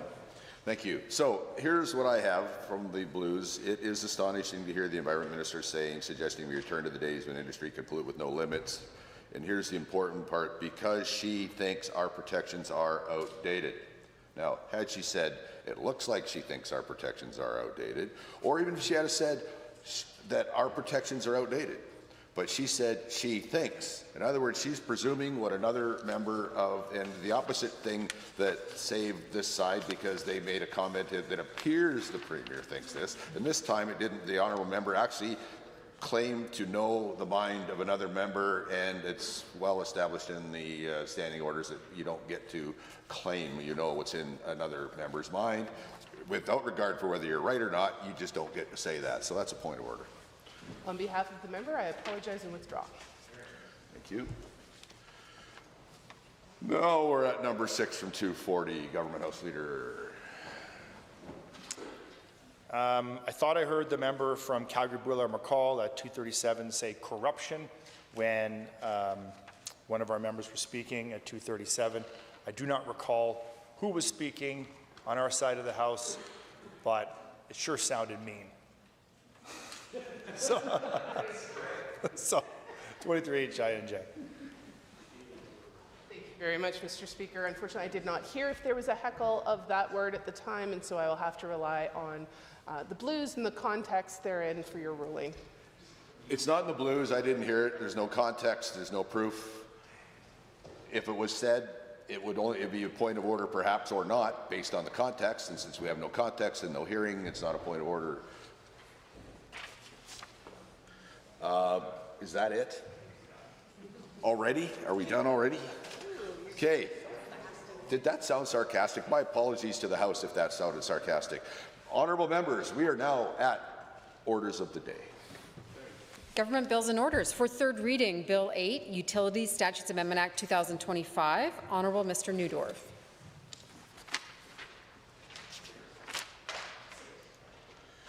The Honourable Minister of Affordability and Utilities. Thank you very much, Mr. Speaker. I'm honoured to rise today to move third reading of Bill 8, the Utilities Statutes Amendment Act 2025. When I moved second reading of this bill, I spoke to how this bill will create a strong foundation for Alberta's energy future by building on our government's ongoing work to strengthen every aspect of our province's utility system. This bill, if passed, provides a common-sense solution to concerns about how data centres might impact the reliability and affordability of our grid. I do want to set the record straight on a few items that members opposite have brought up over the course of debate. Madam Speaker, many of the members opposite said that Bill 8 would embed hidden costs in Albertans' power bills. The facts would suggest that this is an absolutely fabricated phantasm of fantasy.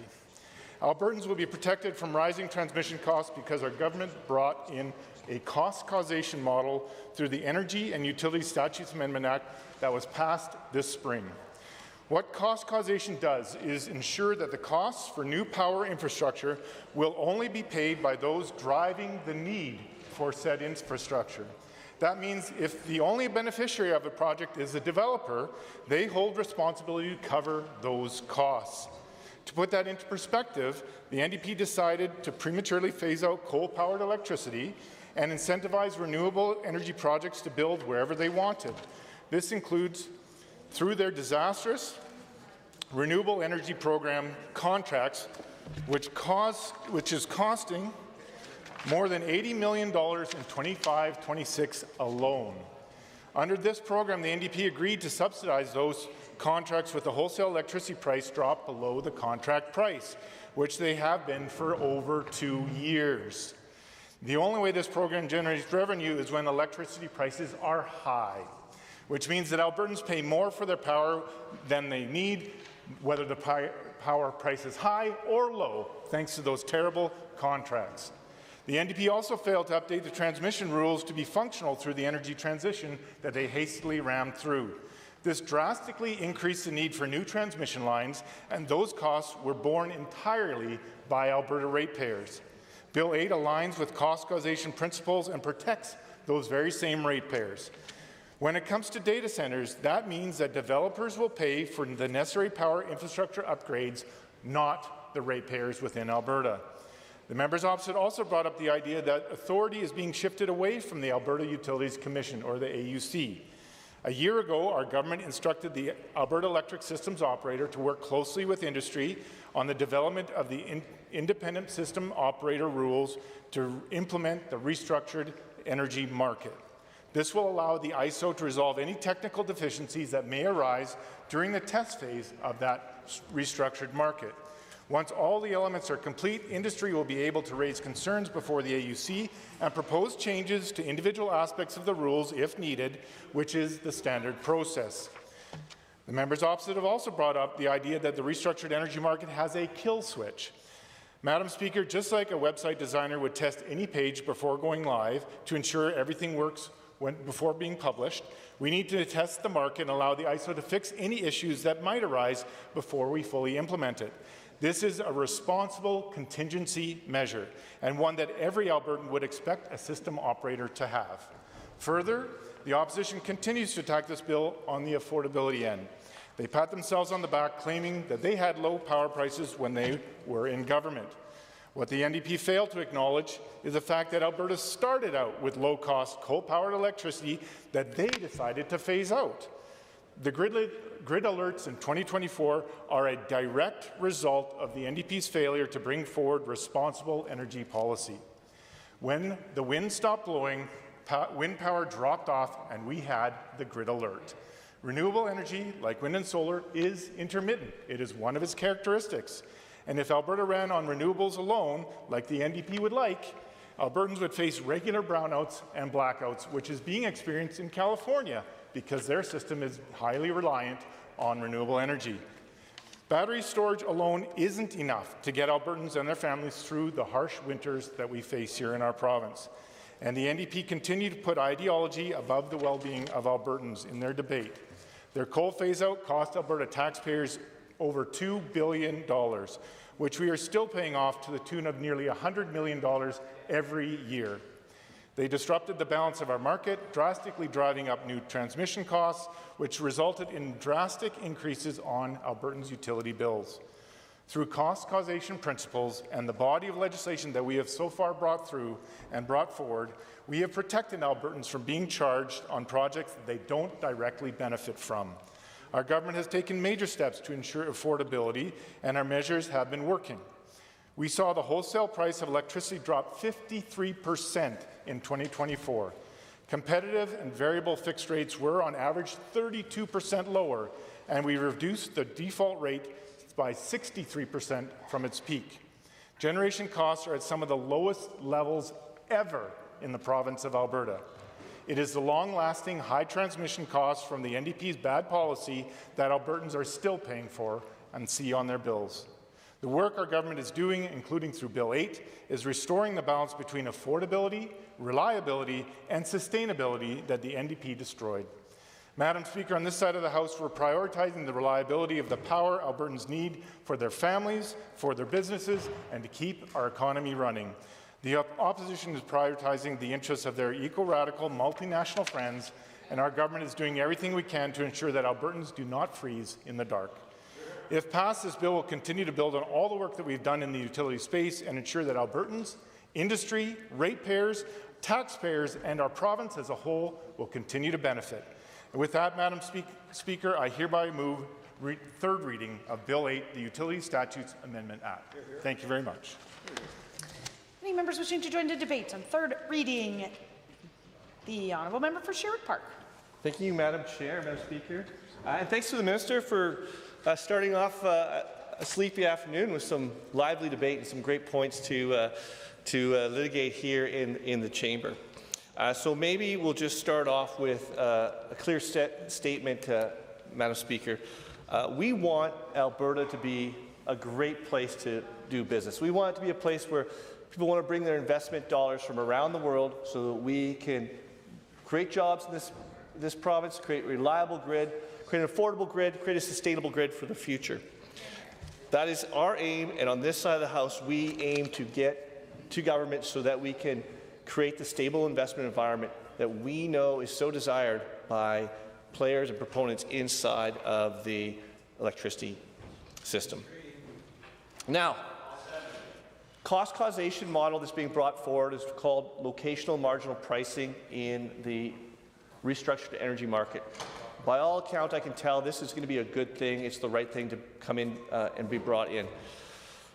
Bill 8 has problems with it, which is why on this side of the House we want to oppose it, and I'm going to stand up and give a few reasons why. But first, Madam Speaker, because of all the rich material that was brought in by the Minister, I have to address a few things. First, he brought in his great love of coal. The love of coal from this side of the House is so new. It's for persistently now, since they got in office in 2019, they have been trying to create coal mining in the eastern slopes of the Rockies.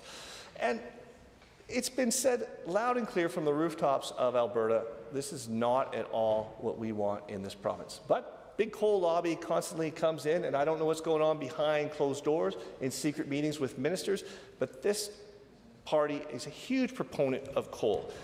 Ignoring the fact that if we were to burn coal, and we haven't burned coal in Alberta since 2024, and there was one coal power plant, most of the coal in Alberta for use for power has been gone since before the 2020s. But what's interesting and most needs to be brought forward in terms of debate is that it is Jim Prentice, when he was a minister in the Harper government, that brought forward the good as gas standard in Canada that made it so that no new generation in this province or in this country would be coal-fired. So on that side of the House, there is constant yelling about how great it would be if we could go back to the good old days of coal. And I've invited them, bring the coal power plants back if you think it's possible or you think the market even wants to bring it. And they won't, and it's not possible because there's a good as gas standard in this country, and no electrical generator is bringing forward a proposal for a new coal-fired power plant. And what's interesting also is back to, I think it was 2012, and it was the member from Edmonton Manning that did the history lesson, that the Wild Rose Party ran on a campaign promise to eliminate coal-fired power plants in this province. So as early as 2012, the roots of this party that were started from transmission grid development were arguing not to have any more coal power in this province. So somehow this argument of coal power that is brought over by the UCP that we should have more coal power doesn't make any sense. I also want to take the Minister to task a little bit on the contracts for difference. The contracts for difference are a very reliable, very well-used mechanism of pricing electricity in marketplaces. And so when the Alberta NDP were in charge in 2015 to 2019, in that period of time, we went to the market, we tested it. We said, what if all of the energy use by government of Alberta came from renewable energy sources? What would that cost? And so they put out a request for proposal to the marketplace, inviting any of the large developers of electricity generation to make proposals to win the contract for Government of Alberta electricity. And to this day, the Minister's complaining about these contracts, but the government that he's in charge of is still abiding by these contracts because they know they're getting a good deal. And when we went to the market and we tested it, we said, look, if we can give you a large contract for the electricity that the government of Alberta consumes, what would it cost if it came from renewable energy sources? And so I'm going to get a little nerdy, Mr. Speaker, and talk about prices per megawatt hour. You know, if you had a good price per megawatt hour of coal nowadays, maybe you could get it for $130 a megawatt is what you could offer to the market. Gas, maybe $170 a megawatt hour. Maybe better, maybe less, depending on the type of generation. The interesting thing is when we went to the market and asked, how much would it cost for all of our electricity that Albertans use for our government buildings to come from renewable energy? It came in at a remarkable price, Mr. Speaker. It came in at $37 a megawatt hour. So for $37 a megawatt hour, we are locked in to a really good low price for the operations of all of our Government of Alberta buildings. It's a great deal. It's been a great deal for decades. It continues to be a good deal. And that contract for difference says, well, let's say the price for electricity goes up to $100 a megawatt hour. We still stay at that $37 a megawatt hour. And actually, the government nets proceeds for the difference between $37 and $100. So they're going to be getting about $63 a megawatt hour that they return to general revenue. It's a phenomenal deal. So right now, if the electricity is sitting at $25 a megawatt hour, yeah, we have to make up that difference because we could be getting it for $37. But it's a great deal for Alberta, and it's why the minister has maintained that contract, because when the New Democrats brought it in, we got lower price, sustainable clean energy for all of our operations. What's more interesting, Mr. Speaker, if you look at the restructured energy market that the minister is trying to build that's still under construction, there is provisions in the restructured energy market to take the ceiling on the price of electricity in our marketplace from $1,000 a megawatt hour, which it is right now. I know I was just talking about $3,700. We do have a ceiling on the bid price in our market of $1,000.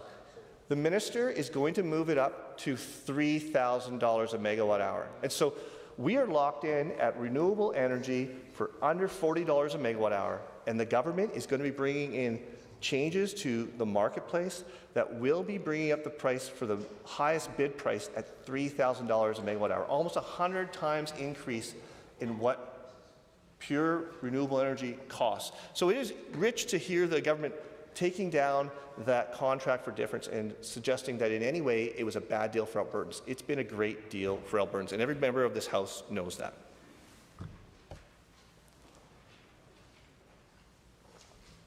The transmission line history that has been brought up for relevance because during the period of time when the Progressive Conservatives were the government and Ed Stelmach was the Premier, that period of time that is legend to have probably created the Wild Rose Party in this province because landowners were furious that the government was coming through their parts of the province and letting them know that through the Alberta Energy Regulator that you're going to be getting transmission lines through your property. And a lot of landowners were really unhappy about it. And at the time, New Democrats and other people in the industry that were paying attention were saying, this could be overbuilt. We don't need this much transmission line. And it's not anywhere close to where the loads are. And the interesting thing is, now with Bill 8 and with the restructured energy market, the government is trying to now say, I think I remember back to what the New Democrats were saying back when Stelmach was government. Maybe we didn't need this overbuilt energy system with all these transmission lines that aren't near where energy is used. Maybe there's a better way to do things. And so they're trying to do that. They're trying to find that better way of doing things. I think what's most interesting, Mr. Speaker, is at that time, that was $16 billion for the build. It was split between two companies, and those two companies still run those large transmission lines. And that bill goes on our distribution and transmission at $16 a month per household. So if you look at your bill, you're going to see there is a fixed price you're paying every month that is 100% due to the PC government of the Stelmach era. And so it's rich to have the ministers say, like, where is all this fear of transmission costs going to go up when the UCP bring in a bill that's going to be affecting transmission? Well, it's based on a history, and a learned history, that this government always makes Albertans pay. They always find a way to make Albertans pay more. The minister also brought up this idea that there's a kill switch. And we can tell you, it's pretty clear, when you bring everything inside a minister's office, very significant decision-making processes for the transmission and utility system are going inside the minister's office with this bill. And so Bill 8, the minister does have the opportunity to make a decision that would usually be led to a commission and a regulator and an independent systems operator. It's an immense amount of power going into the minister's office. And we'll get into that, but I'd like to frame a debate in this House around expediency and transparency. And expediency is what the minister is seeking, but we have no transparency in that system. And we have seen from this government, when there's a lack of transparency, there is trouble that comes for Albertans. One other thing I'd like to make a point of is, in this province, as we can see with the weather outside, it's a hard place to get through a winter without burning something. And in this province, we burn gas. There has been an effort with this government to lay out a hydrogen roadmap. And a lot of players in the market took those signals of a hydrogen roadmap, and they have invested in it, they're preparing for it. And the idea would be, with all of the pipes we have throughout this province, with all of the pipes we have that are used for moving natural gas to buildings and businesses and homes, that perhaps we could have a good mix of renewable, clean hydrogen in that gas, which would be good for the environment. And that hydrogen roadmap that has been laid out by the government is not being revisited in a way that is giving the market much confidence that we are going to go very far with hydrogen in this province. So let's get back to the main course of debate, Mr. Speaker. That's just a response to what the minister had to say today. Transparency versus expediency. I think there is a great amount of investor risk and great amount of investor uncertainty with this government right now. I think this government, as it's been so well put by the member from Calgary Elbow, Alberta's a difficult place to do business. There is a lot of talk about people that are interested. Everyone is interested because in the past it was a good place to do business. But right now they're holding back because there is so much uncertainty, and it feels very fragile when we're going to go through a restructured energy market. It feels even more fragile when you bring the decision-making for that restructured energy market tightly into the minister's office, where there is not oversight, where there's not sober second thought, where there's not good checks and balances, where there's not good signals of certainty, where you cannot just pause and take a moment, which you might do with a commission or an independent system operator. And instead, we're going to get expediency is what the aim is here. And so the minister's talking about lots of tests that are going to be run and preparation that's going to be run for the switchover from the current market to the restructured energy market. But as other ministers in this House have said, when they brought things in the minister's office, they've argued it so they can turn on a dime. Turning on a dime is not what electrical generators need. It is not what investors need. There can be flip-flopping back and forth between the future restructured energy market and the current market, which is robust, is energy only. And there is an immense amount of secrecy, so we don't know what's going on. Our key on this side of the House, we want to make sure there's investor confidence in our electricity market, where it's a good place to come and do business. And we want to protect Albertans from higher electricity costs. A lot of talk has been brought forward about the AI data centers and the plans for that. It's really interesting to know that Alberta was in the top 7 places in the world for AI previously, and now we're 54th. So we are actually slipping down the road on AI. In the last 3 years, so much has changed in the AI world that we have gone from being a leader to being way down there in 54th place. We are not leading at all in this.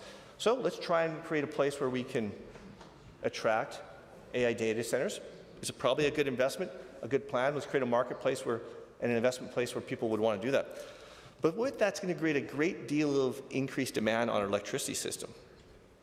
And AI data centers consume a vast amount of energy. And it's been brought up in research that's in some jurisdictions, electricity prices have gone up over 267% for retail homeowners because of AI data centers that are brought in without good planning, without good oversight from independent systems operators, without good oversight from utility commissions. And for the AI data centers now, we're getting special service from the minister. And so that oversight that would usually be done by technical experts and economic experts and market experts is going to be brought into the minister's office. And for us, that's great concern because we are not confident that it's going to be providing the reliability, affordability that we need in this province.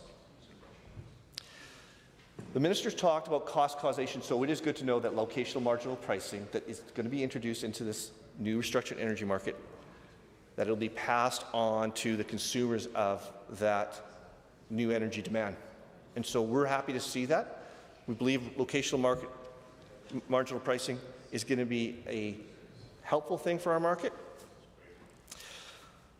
And I'll just step back a little bit, Mr. Speaker, because when the minister was taking issue with the fact that there's a kill switch or his ability to turn on a dime and us taking issue with it, I'll just talk about our process. This bill was introduced a week ago, and it'll be through the House today. And so in 1 week, we were supposed to discuss and debate all this.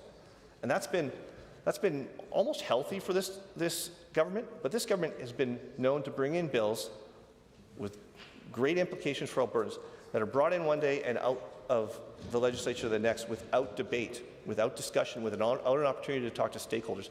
I can tell you that in the utility industry, the stakeholders pay attention, they read the Hansard, and they want to know that there has been proper consultation, but there's been really little time to talk to members in the industry about what they're feeling about the changes that are coming through this. And knowing that Bill 8 adds minister regulation, making powers, respecting data centers, the UCP wants to pursue this data center strategy. We want to encourage it. We want to make sure that we're a great place to do business. But they must at least ensure that Albertans who already have very high electricity rates those won't be going up any further as a result of data centers. And when it's left all to a minister, I'll just back up a little bit. There is the concept of what if the minister wins the lottery? What if the minister wins the lottery, Mr. Speaker, and he says, I'm out of here, I'm not going to do this work anymore. When we don't have the stability of a systems operator, an independent systems operator, and a utility commission who would have that ability to carry on without one individual, the minister, we are in a situation that is fragile. The minister has taken over regulation, and so now investor money is on the outside waiting and wondering, speculating, unsure. Of note, Mr. Speaker, Bill 8 is trying to create a shield from the cabinet and the premier. So I think the minister has recognized that when you have a premier that comes out and tells the province that we are going to shut down renewables, we're going to have a ban on renewables, and then the minister is left cleaning up that mess, it is of note, maybe it's a feature of Bill 8, the minister doesn't have to bring it to cabinet, the changes that he's going to make. Back to expediency, he's not going to have to go to cabinet, and he's not going to have to go to the premier, because we know that erratic decision-making by a cabinet and premier is not good for the utility system. And so we saw that with the energy ban, and it's good to know that in Bill 8, probably a feature, the minister is protecting the industry from the erratic moves of the premier. We know transparency creates certainty, and under an Alberta New Democratic government, we will let the world know that we're open for business. We'll provide stability, transparency, clear rules, fair, equitable, open, competitive market, which are the foundations of the marketplace in Alberta. Our guiding rules for our market is to make sure we have reliability, affordability. We've all committed now to decarbonize by 2050, so we want a sustainable energy market, and we want reasonable implementation. That key thing on being reasonable implementation, Mr. Speaker, I must say that That's the point that I'm trying to drive home, and we saw it just yesterday. This bill was brought forward, Bill 8, and the government brought forward an amendment that struck out a whole section on the opportunity for hydrogen pilot projects in this province. So, clear message to everybody. We want to be the handlebars of stability, the clutch on system overhauls, and the accelerator on investment in Alberta. Member for Grand Prairie. Well, thank you very much, Mr. Speaker. It's a great honor to speak about Bill 8, and I look forward to just chatting here in this chamber. First of all, I just want to talk about the great work that the minister is doing, the Minister of Affordability and Utilities. In this bill, he did a couple things. One, he saw the opportunity that data centers could come and bring to Alberta. But number two, he listened to the people. He heard the affordability question, and he took that seriously. And I think that this is something we should congratulate him for and thank him for as well. He balanced two very challenging conversations in this time and period of history. Now, Mr. Speaker, the members opposite just spoke, and I believe I got the quote right, an erratic cabinet isn't good for the industry. Now, in 2015, prior to the NDP, there were two places in North America that offered the lowest power price across North America. And you know what, Mr. Speaker? It was Texas and Alberta. And which is interesting, I believe it was May 5th, 2015, the NDP got in, and they changed a few things. We had power price in coal for 1.5 cents. They cut coal, ended contracts, cost the taxpayer $2 billion. And Mr. Speaker, they went to natural gas, and that instantly went to 3 cents, 100% increase in power price. For shame, Mr. Speaker, for shame. Now, all of a sudden, since that period, they had no concept of the word affordability, Mr. Speaker. We saw struggling. Now, the member opposite just mentioned an erratic cabinet isn't good for the industry. I think we saw that when you're looking at 100% increase during the NDP's reign, Mr. Speaker. So I just want to make a few points there on that. Now, getting back to this bill, Mr. Speaker, we have some great opportunities here, but we also have some challenges. We have a growing population, rising electricity demand as we continue to see businesses expand here. We continue to see job growth, people and entrepreneurs wanting to see and build their businesses here, which is fantastic for us. Now, part of this is also AI use and data center use. We're already seeing businesses turn towards this and utilize this here in Alberta. They're adopting AI. And through this opportunity, Mr. Speaker, we have an opportunity, a huge opportunity. And the ASO currently has 19,000 megawatts of data center connection requests. That's a large amount of power, but to put it in context, Mr. Speaker, we have kind of Alberta's peak. We have 12,000 megawatts peak load. But we have some fundamentals that are extremely important to this conversation, and that we have we have a balanced approach in Bill 8. We are encouraging growth while also protecting the utility grid in these things. Now, one of the key aspects in this conversation is we need to prioritize data centers with those with on-site generation. We want to be able to protect, as I mentioned before, Minister's done a great job of protecting our current grid while also building out the generation for AI data centers. And this is an important key piece that as we allow them to enter into our market, for them to bring that power and be able to keep our grid and keep that sustainable too. Now, a couple of these priorities and key factors here is that we have some incredible natural opportunities right here in Alberta. One, we have the natural gas makeup in order to power all these generators. So we have an abundance of clean natural gas, and interestingly, we have natural gas across our province. And these are important aspects because even in my own backyard of Grand Prairie, I believe it's the world's third largest natural gas field across a couple, both the Montney and Duvernay. And with those comes substantial opportunities. We have the space, and Mr. Speaker, we also have the natural talent here in Alberta. We have the talented workforce to both build the data centers, be able to build the power centers, and be able to have the key aspects of being able to build out both AI use and also the data center strategy as well. Mr. Speaker, we got a carpe diem, seize the day, and this is Bill 8 is giving us and allowing us to do that.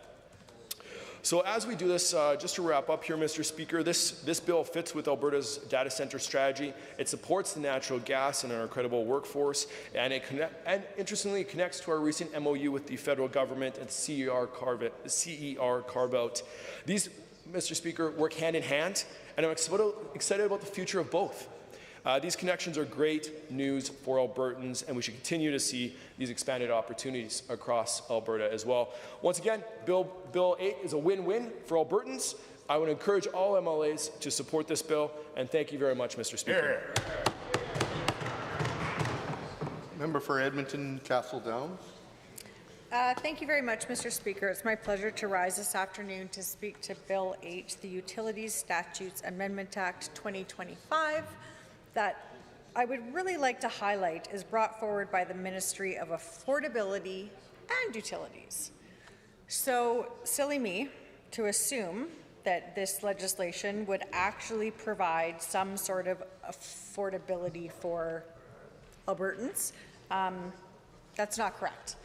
So I have to give a lot of praise to our shadow minister, the member from Sherwood Park, who has been incredibly engaged in this ministry, is very knowledgeable, and has brought forward a lot of remarks and serious feedback, and has asked some significant questions when it comes to this piece of legislation. And so, you know, Mr. Speaker, when I saw this piece of legislation come forward, I was hopeful that it would do something to address the cost of electricity in the province to Albertans. We have the highest electricity prices for families in Canada, and unfortunately that isn't addressed in this piece of legislation. Instead, we hear this government talk about, you know, all of the things that they're doing for Albertans, and all of the things that are really making life better, which is not accurate. We're hearing over and over that Albertans are in an affordability crisis, and I know that the affordability minister is hearing it too, and he should be addressing it. People in my community at Castle Downs are talking about the high cost of insurance, the high cost of groceries, the high cost of childcare, tuition, rent, and utilities, Mr. Speaker.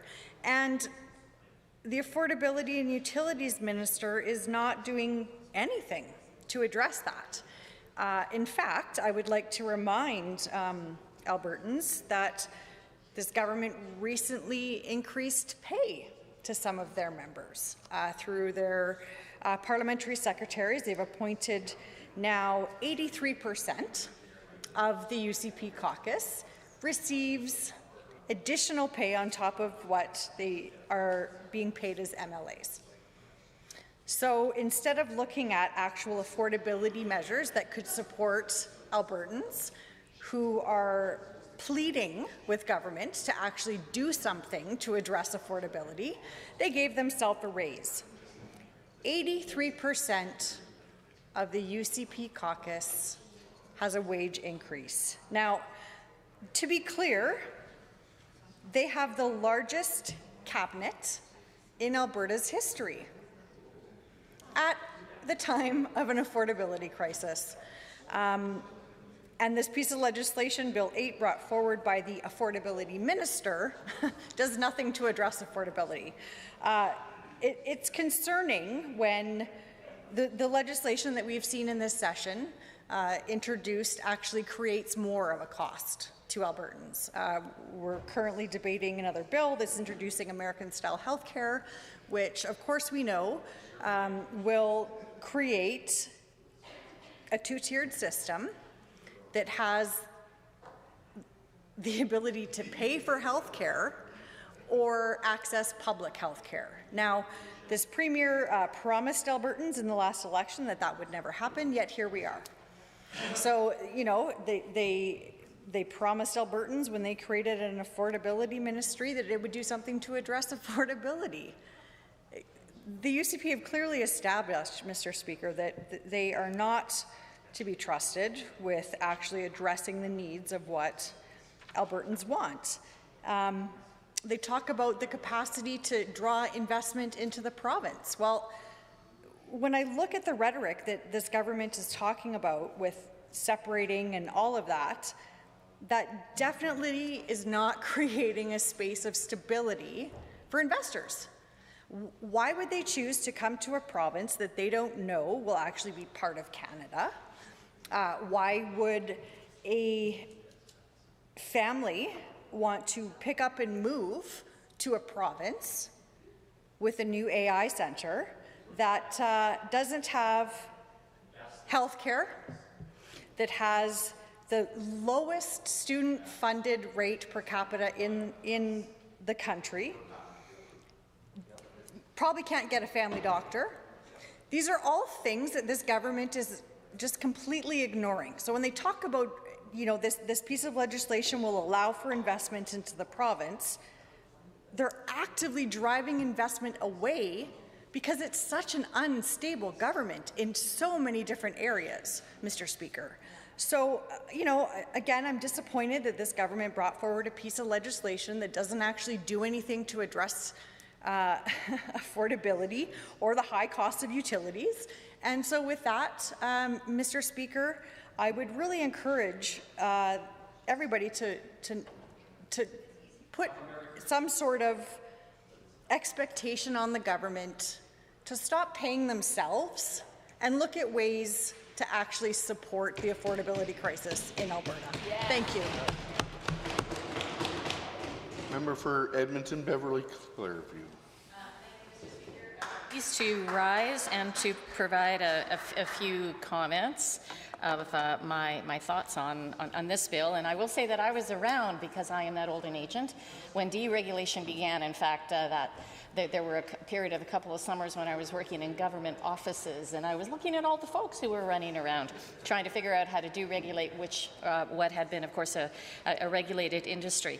And the promise, of course, that Albertans were given at that point, Mr. Speaker, was that all of this would mean that we would have a reliable grid, we'd have electricity kind of, you know, when and where we need it, as it were, and that would also be cheaper for us because market forces would be brought to bear. Competition was good and that sort of thing, except that is not at all how things worked out, Mr. Speaker. 8 years ago, electricity was 2.88 cents per kilowatt. By late 22, it hit 37 cents per kilowatt, 12 times higher than just a few years earlier, 5 years earlier, Mr. Speaker. That means in very real terms for those families who are experiencing lots of challenging times, paying groceries, paying their kids' school fees, paying for daycare, that cost of electricity and the fact that it's risen so much is making it really, really difficult for folks in Alberta. There was a recent report by Edgardo Sepulveda who talked about some of the effects of what deregulation has done. It means we are now consistently home to the highest consumer electricity prices in the country. It means that since 2001, Albertans have paid about $24 billion more for their electricity than if they had paid the same prices of other Canadians. And since the early 2000s, volatility of prices has increased as well, which generally, Mr. Speaker, just makes it hard, as I said, for families to plan their budget. It doesn't seem to me that it was the best plan forward for normal, everyday Albertans. One of the things, though, that I do want to highlight on in the time that I have is that idea of data centers.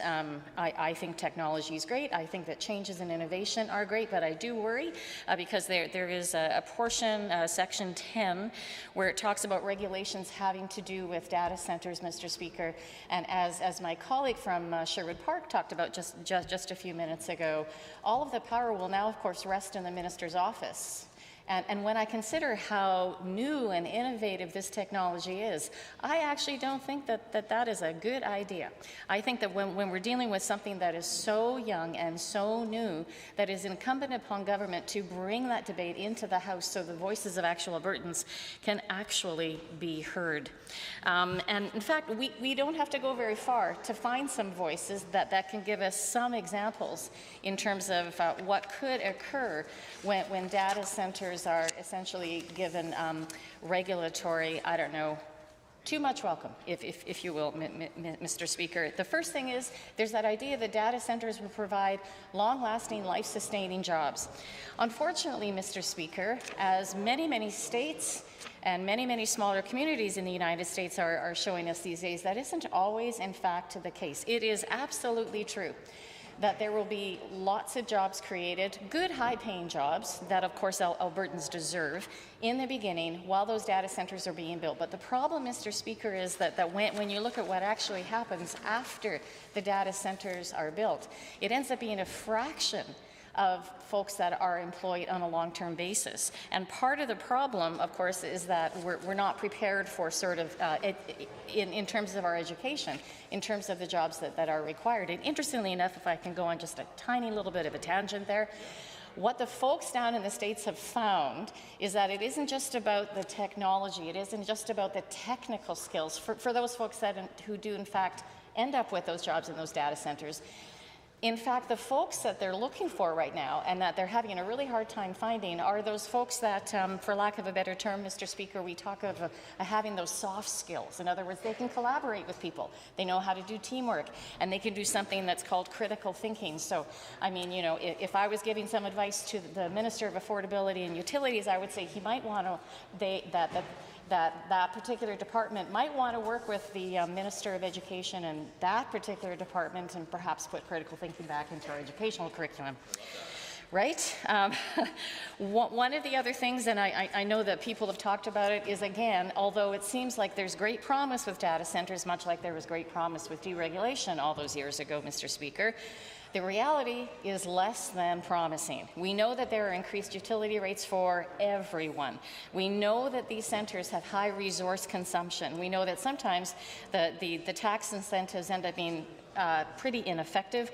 And we know, and this perhaps might be the thing that really has to underpin everything, Mr. Speaker, we know indeed that there are climate and energy challenges that this government, I worry, in this legislation have not thought enough about.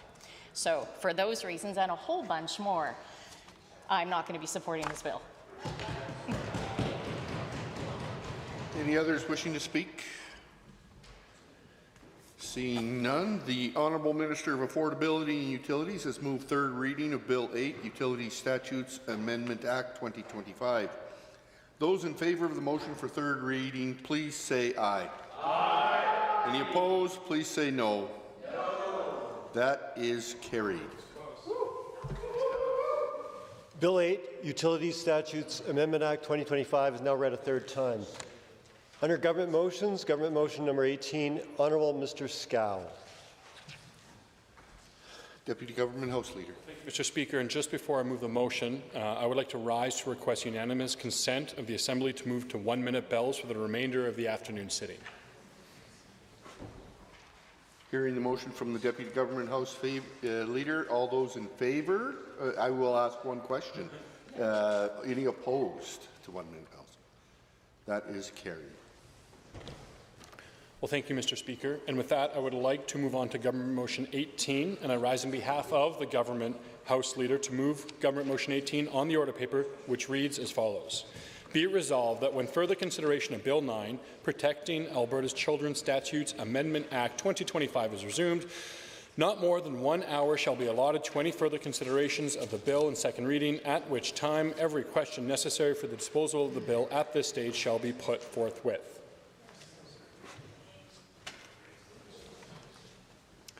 Member for Edmonton Highlands Norwood. Thank you, Mr. Chair. Mr. Speaker. It was just over a month ago I stood here speaking against the UCP's, not only the UCP's use of the notwithstanding clause against teachers, but also against the UCP's use of time allocation on that bill. That was Bill 2. And now, here we go again. It seems like a deja vu moment with Bill 9. So let's start on that second point, time allocation. What does that mean? It means that this UCP government is again limiting debate on a bill. It means that instead of allowing a fulsome discussion about the content of this bill, the UCP have chosen to cut off debate. Not surprising from a government that's so focused on centralization of power in cabinet, a government that takes every opportunity to suppress dissent and diminish the roles of MLAs in this legislature. And it's one additional example of this Premier and this Cabinet wanting to control everything. It's undemocratic, it's authoritarian, whatever word you want to use. They're limiting debate again. They've now cut off debate 76 times.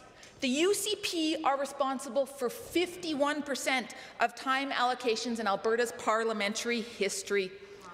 Not a record to be proud of.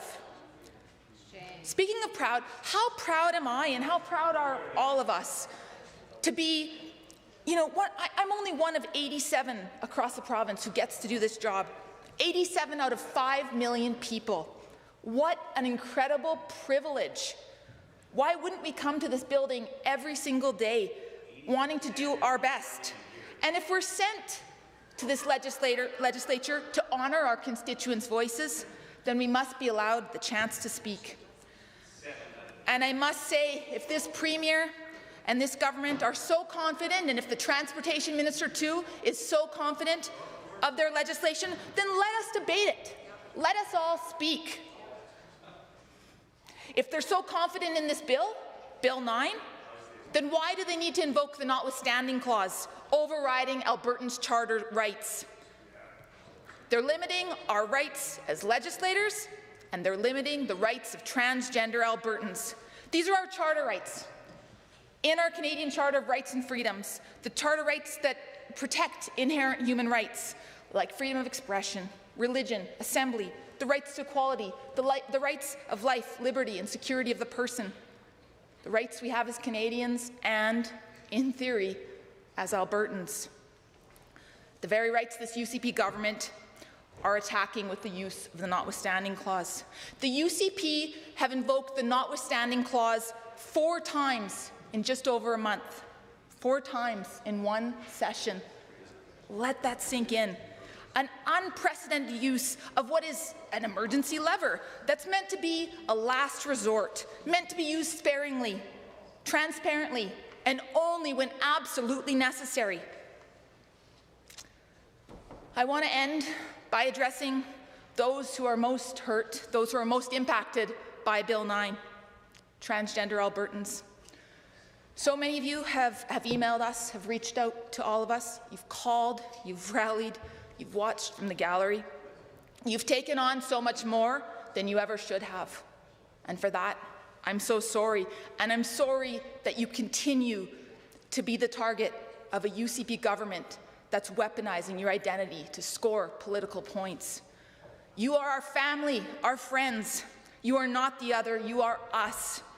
You are Albertans, and you deserve love, respect, kindness, and care, and you deserve your rights to be protected.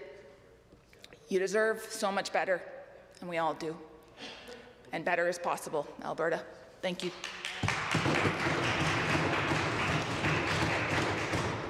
Having heard the motion as presented by the Deputy Government House Leader, all those in favour, please say aye.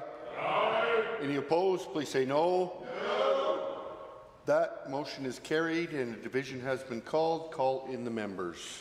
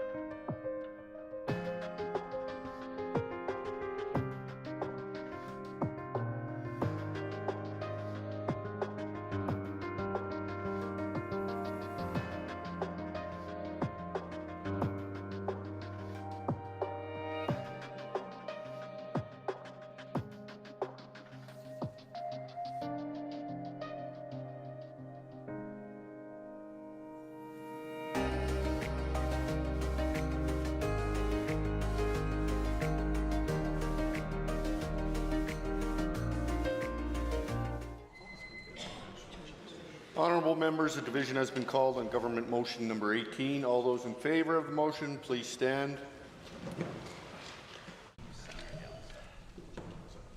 The Honourable Mr. Sigurdsson, the Honourable Mr. Nicolaides, the Honourable Ms. Schultz, the Honourable Mr. Williams, the Honourable Mr. Glubish, the Honourable Minister Lagrange, the Honourable Mr. Horner, the Honourable Mr. Scow, the Honourable Mr. Ellis, the Honourable Mr. Amory, the Honourable Mr. Newdorf, the Honourable Mr. Lowen, the Honourable Mr. Wilson, the Honourable Mr. Dreeshen, the Honourable Mr. Nixon, Mr. Wright, Mr. Rosewell, the Honourable Mr. Turton, the Honourable Mr. Yassin, the Honourable Ms. Furr, the Honourable Mr. Jones, the Honourable Mr. Hunter, the Honourable Mr. Nally, the Honourable Mr. Long, the Honourable Mr. McDougall, the Honourable Mr. Boychenko, Mr. Stephan, Ms. Pitt, Mr. Sear, Mrs. Johnson, Mr. Wiebe, Mrs. Sawyer, Mrs. Petrovic, Mr. Lunty, Mr. Yao, Mr. Dick, the Honourable Ms. Armstrong-Homenuk, Ms. DeYoung, Mr. Bouchard, Mr. Singh, and Ms. Lovely.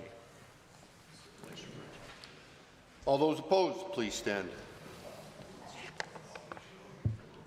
Mr. Haji, the Honourable Mr. Egan, Mr. Shepherd, Ms. Sweet, Ms. Wright, Ms. Renault, Mr. Kozowski, Mr. Ip, Member Irwin, Honourable Ms. Laurie Sigurdsson, Ms. Goring.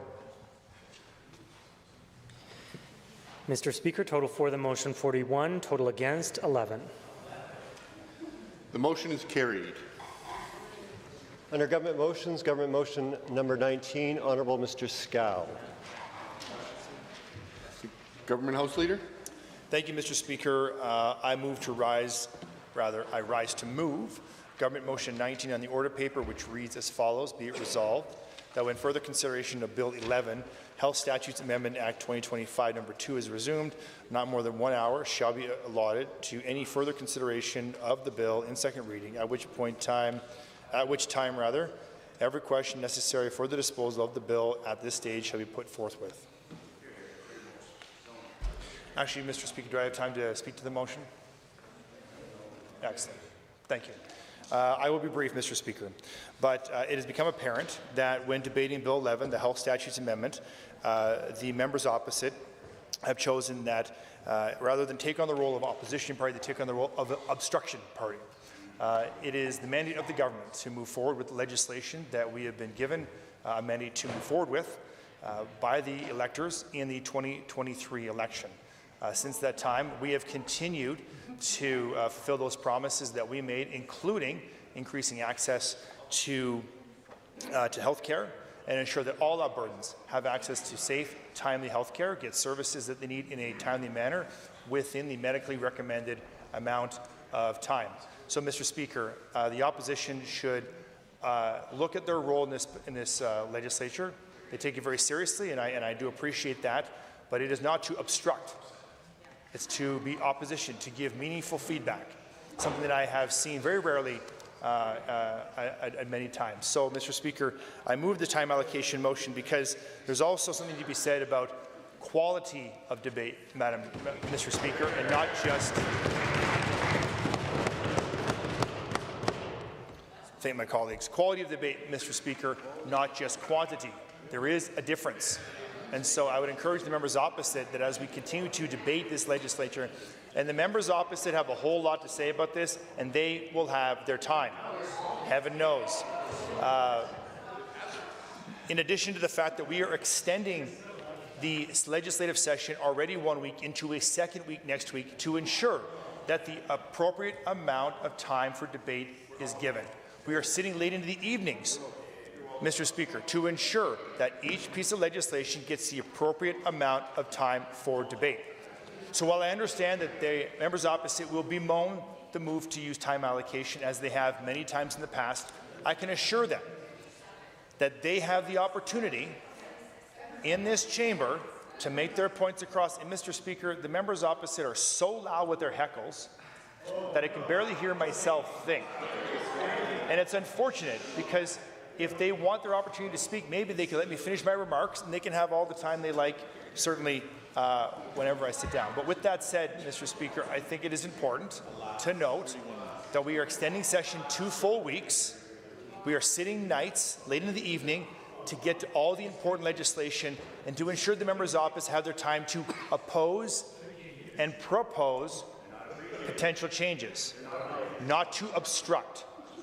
So I ask the members opposite to look inward and better understand their role in this chamber.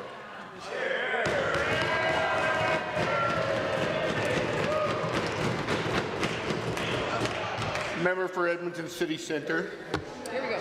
Mr. Speaker, there has never been a less democratic government in this province than the UCP. There never has, Mr. Speaker.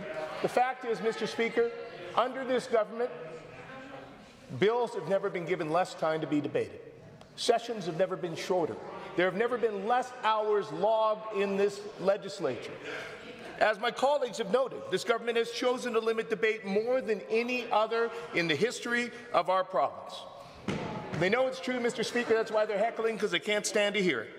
Of 146 time allocation motions brought in this legislature in 121 years since Alberta became a province, more than two-thirds, nearly two-thirds, 75 of those, plus 2 today, have been brought in the 6 years under the UCP.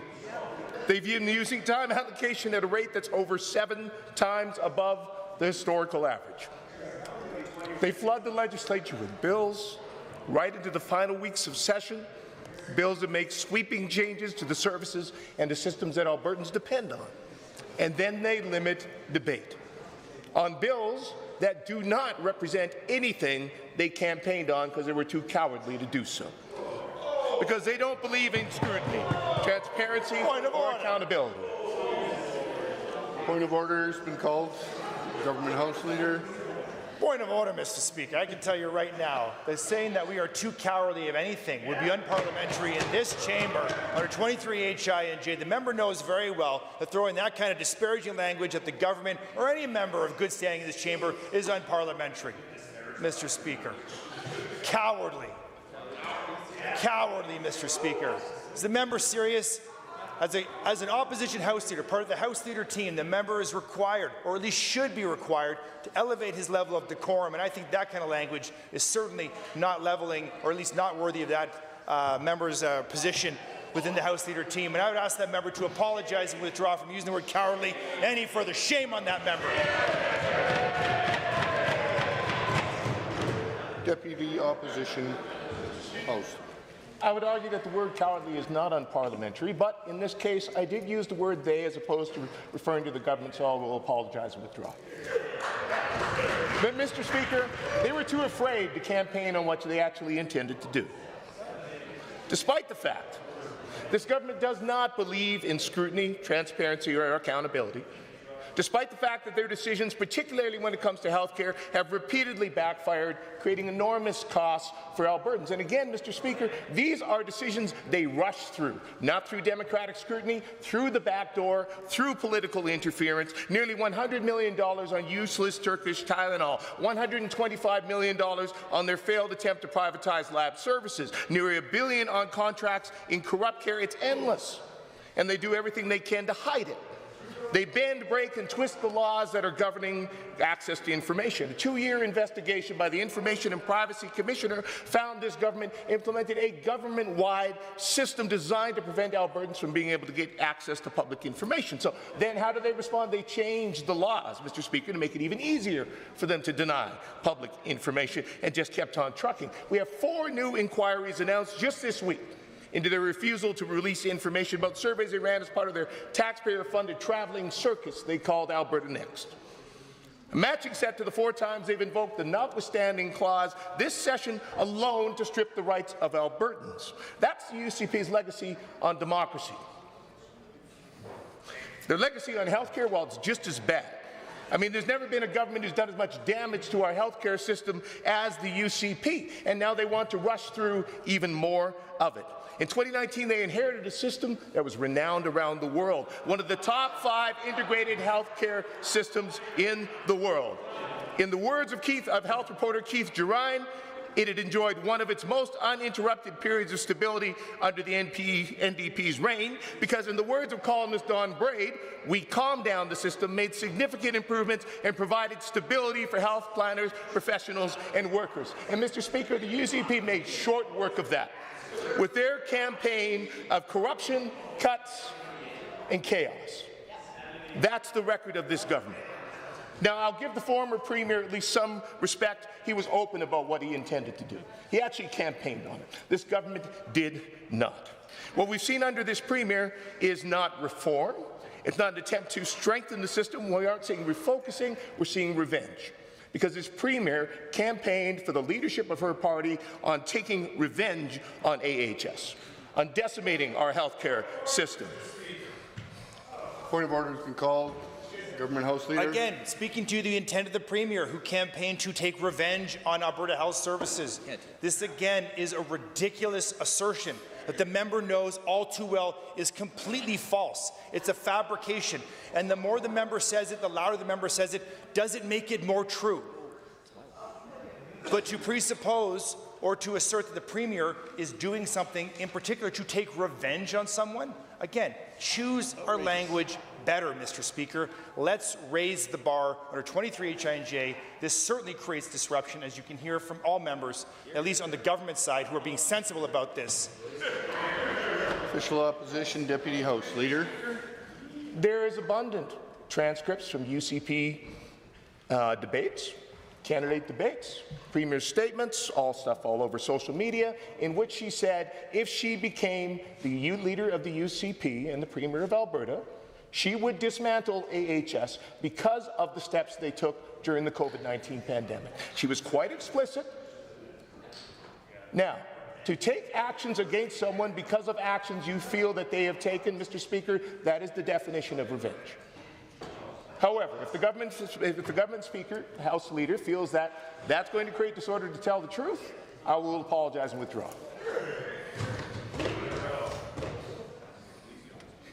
You may sit. Thank you. It's become very evident that there's turmoil within the Assembly, both sides. And I appreciate the apology and the withdrawal. But I would appreciate even more if we watch our language carefully going forward. And so I will caution as we go forward that we choose our words better and that we can move on from this place in a relatively peaceful manner. Member for Edmonton. Thank you, Mr. Speaker. So again, the Premier committed this is what she was going to do because she disliked what Alberta Health Services had done during the pandemic. That is not a thoughtful plan to create a better healthcare system. And what we do know is that this Premier talked endlessly before she became Premier about wanting to see a massive increase in privatization, privately owned hospitals, people paying to see their family doctor. And what we see is that has been what they have done consistently. They have passed legislation to allow for privately owned and operated hospitals, and now they are passing legislation that could lead to Albertans having to pay to see their family doctor. Mr. Speaker, they did not campaign on this. They are not allowing the debate that Albertans deserve to see. And we will continue to stand against that. We will use the time that we have to do our due diligence as opposition to stand for the rights of Albertans for their public health care system. Honourable members, the Government House Leader has moved motion 19. All those in favour of motion 19, please say aye. Aye. Any opposed, please say no. No. That motion is carried and a division has been called. Call in the members.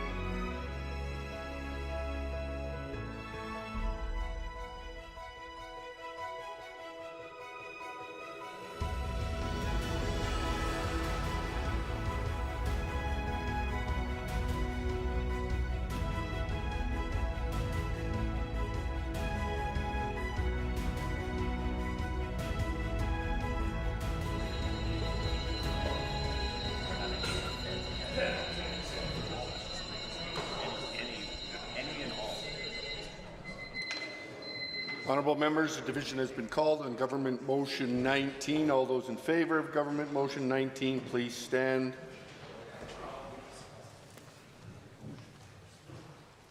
The Honourable Mr. Sigurdsson, the Honourable Mr. Nicolaides, the Honourable Ms. Schultz, the Honourable Mr. Williams, the Honourable Mr. Glubish, the Honourable Minister Lagrange, the Honourable Mr. Horner, the Honourable Mr. Scow, the Honourable Mr. Ellis, the Honourable Mr. Amory, the Honourable Mr. Newdorf, the Honourable Mr.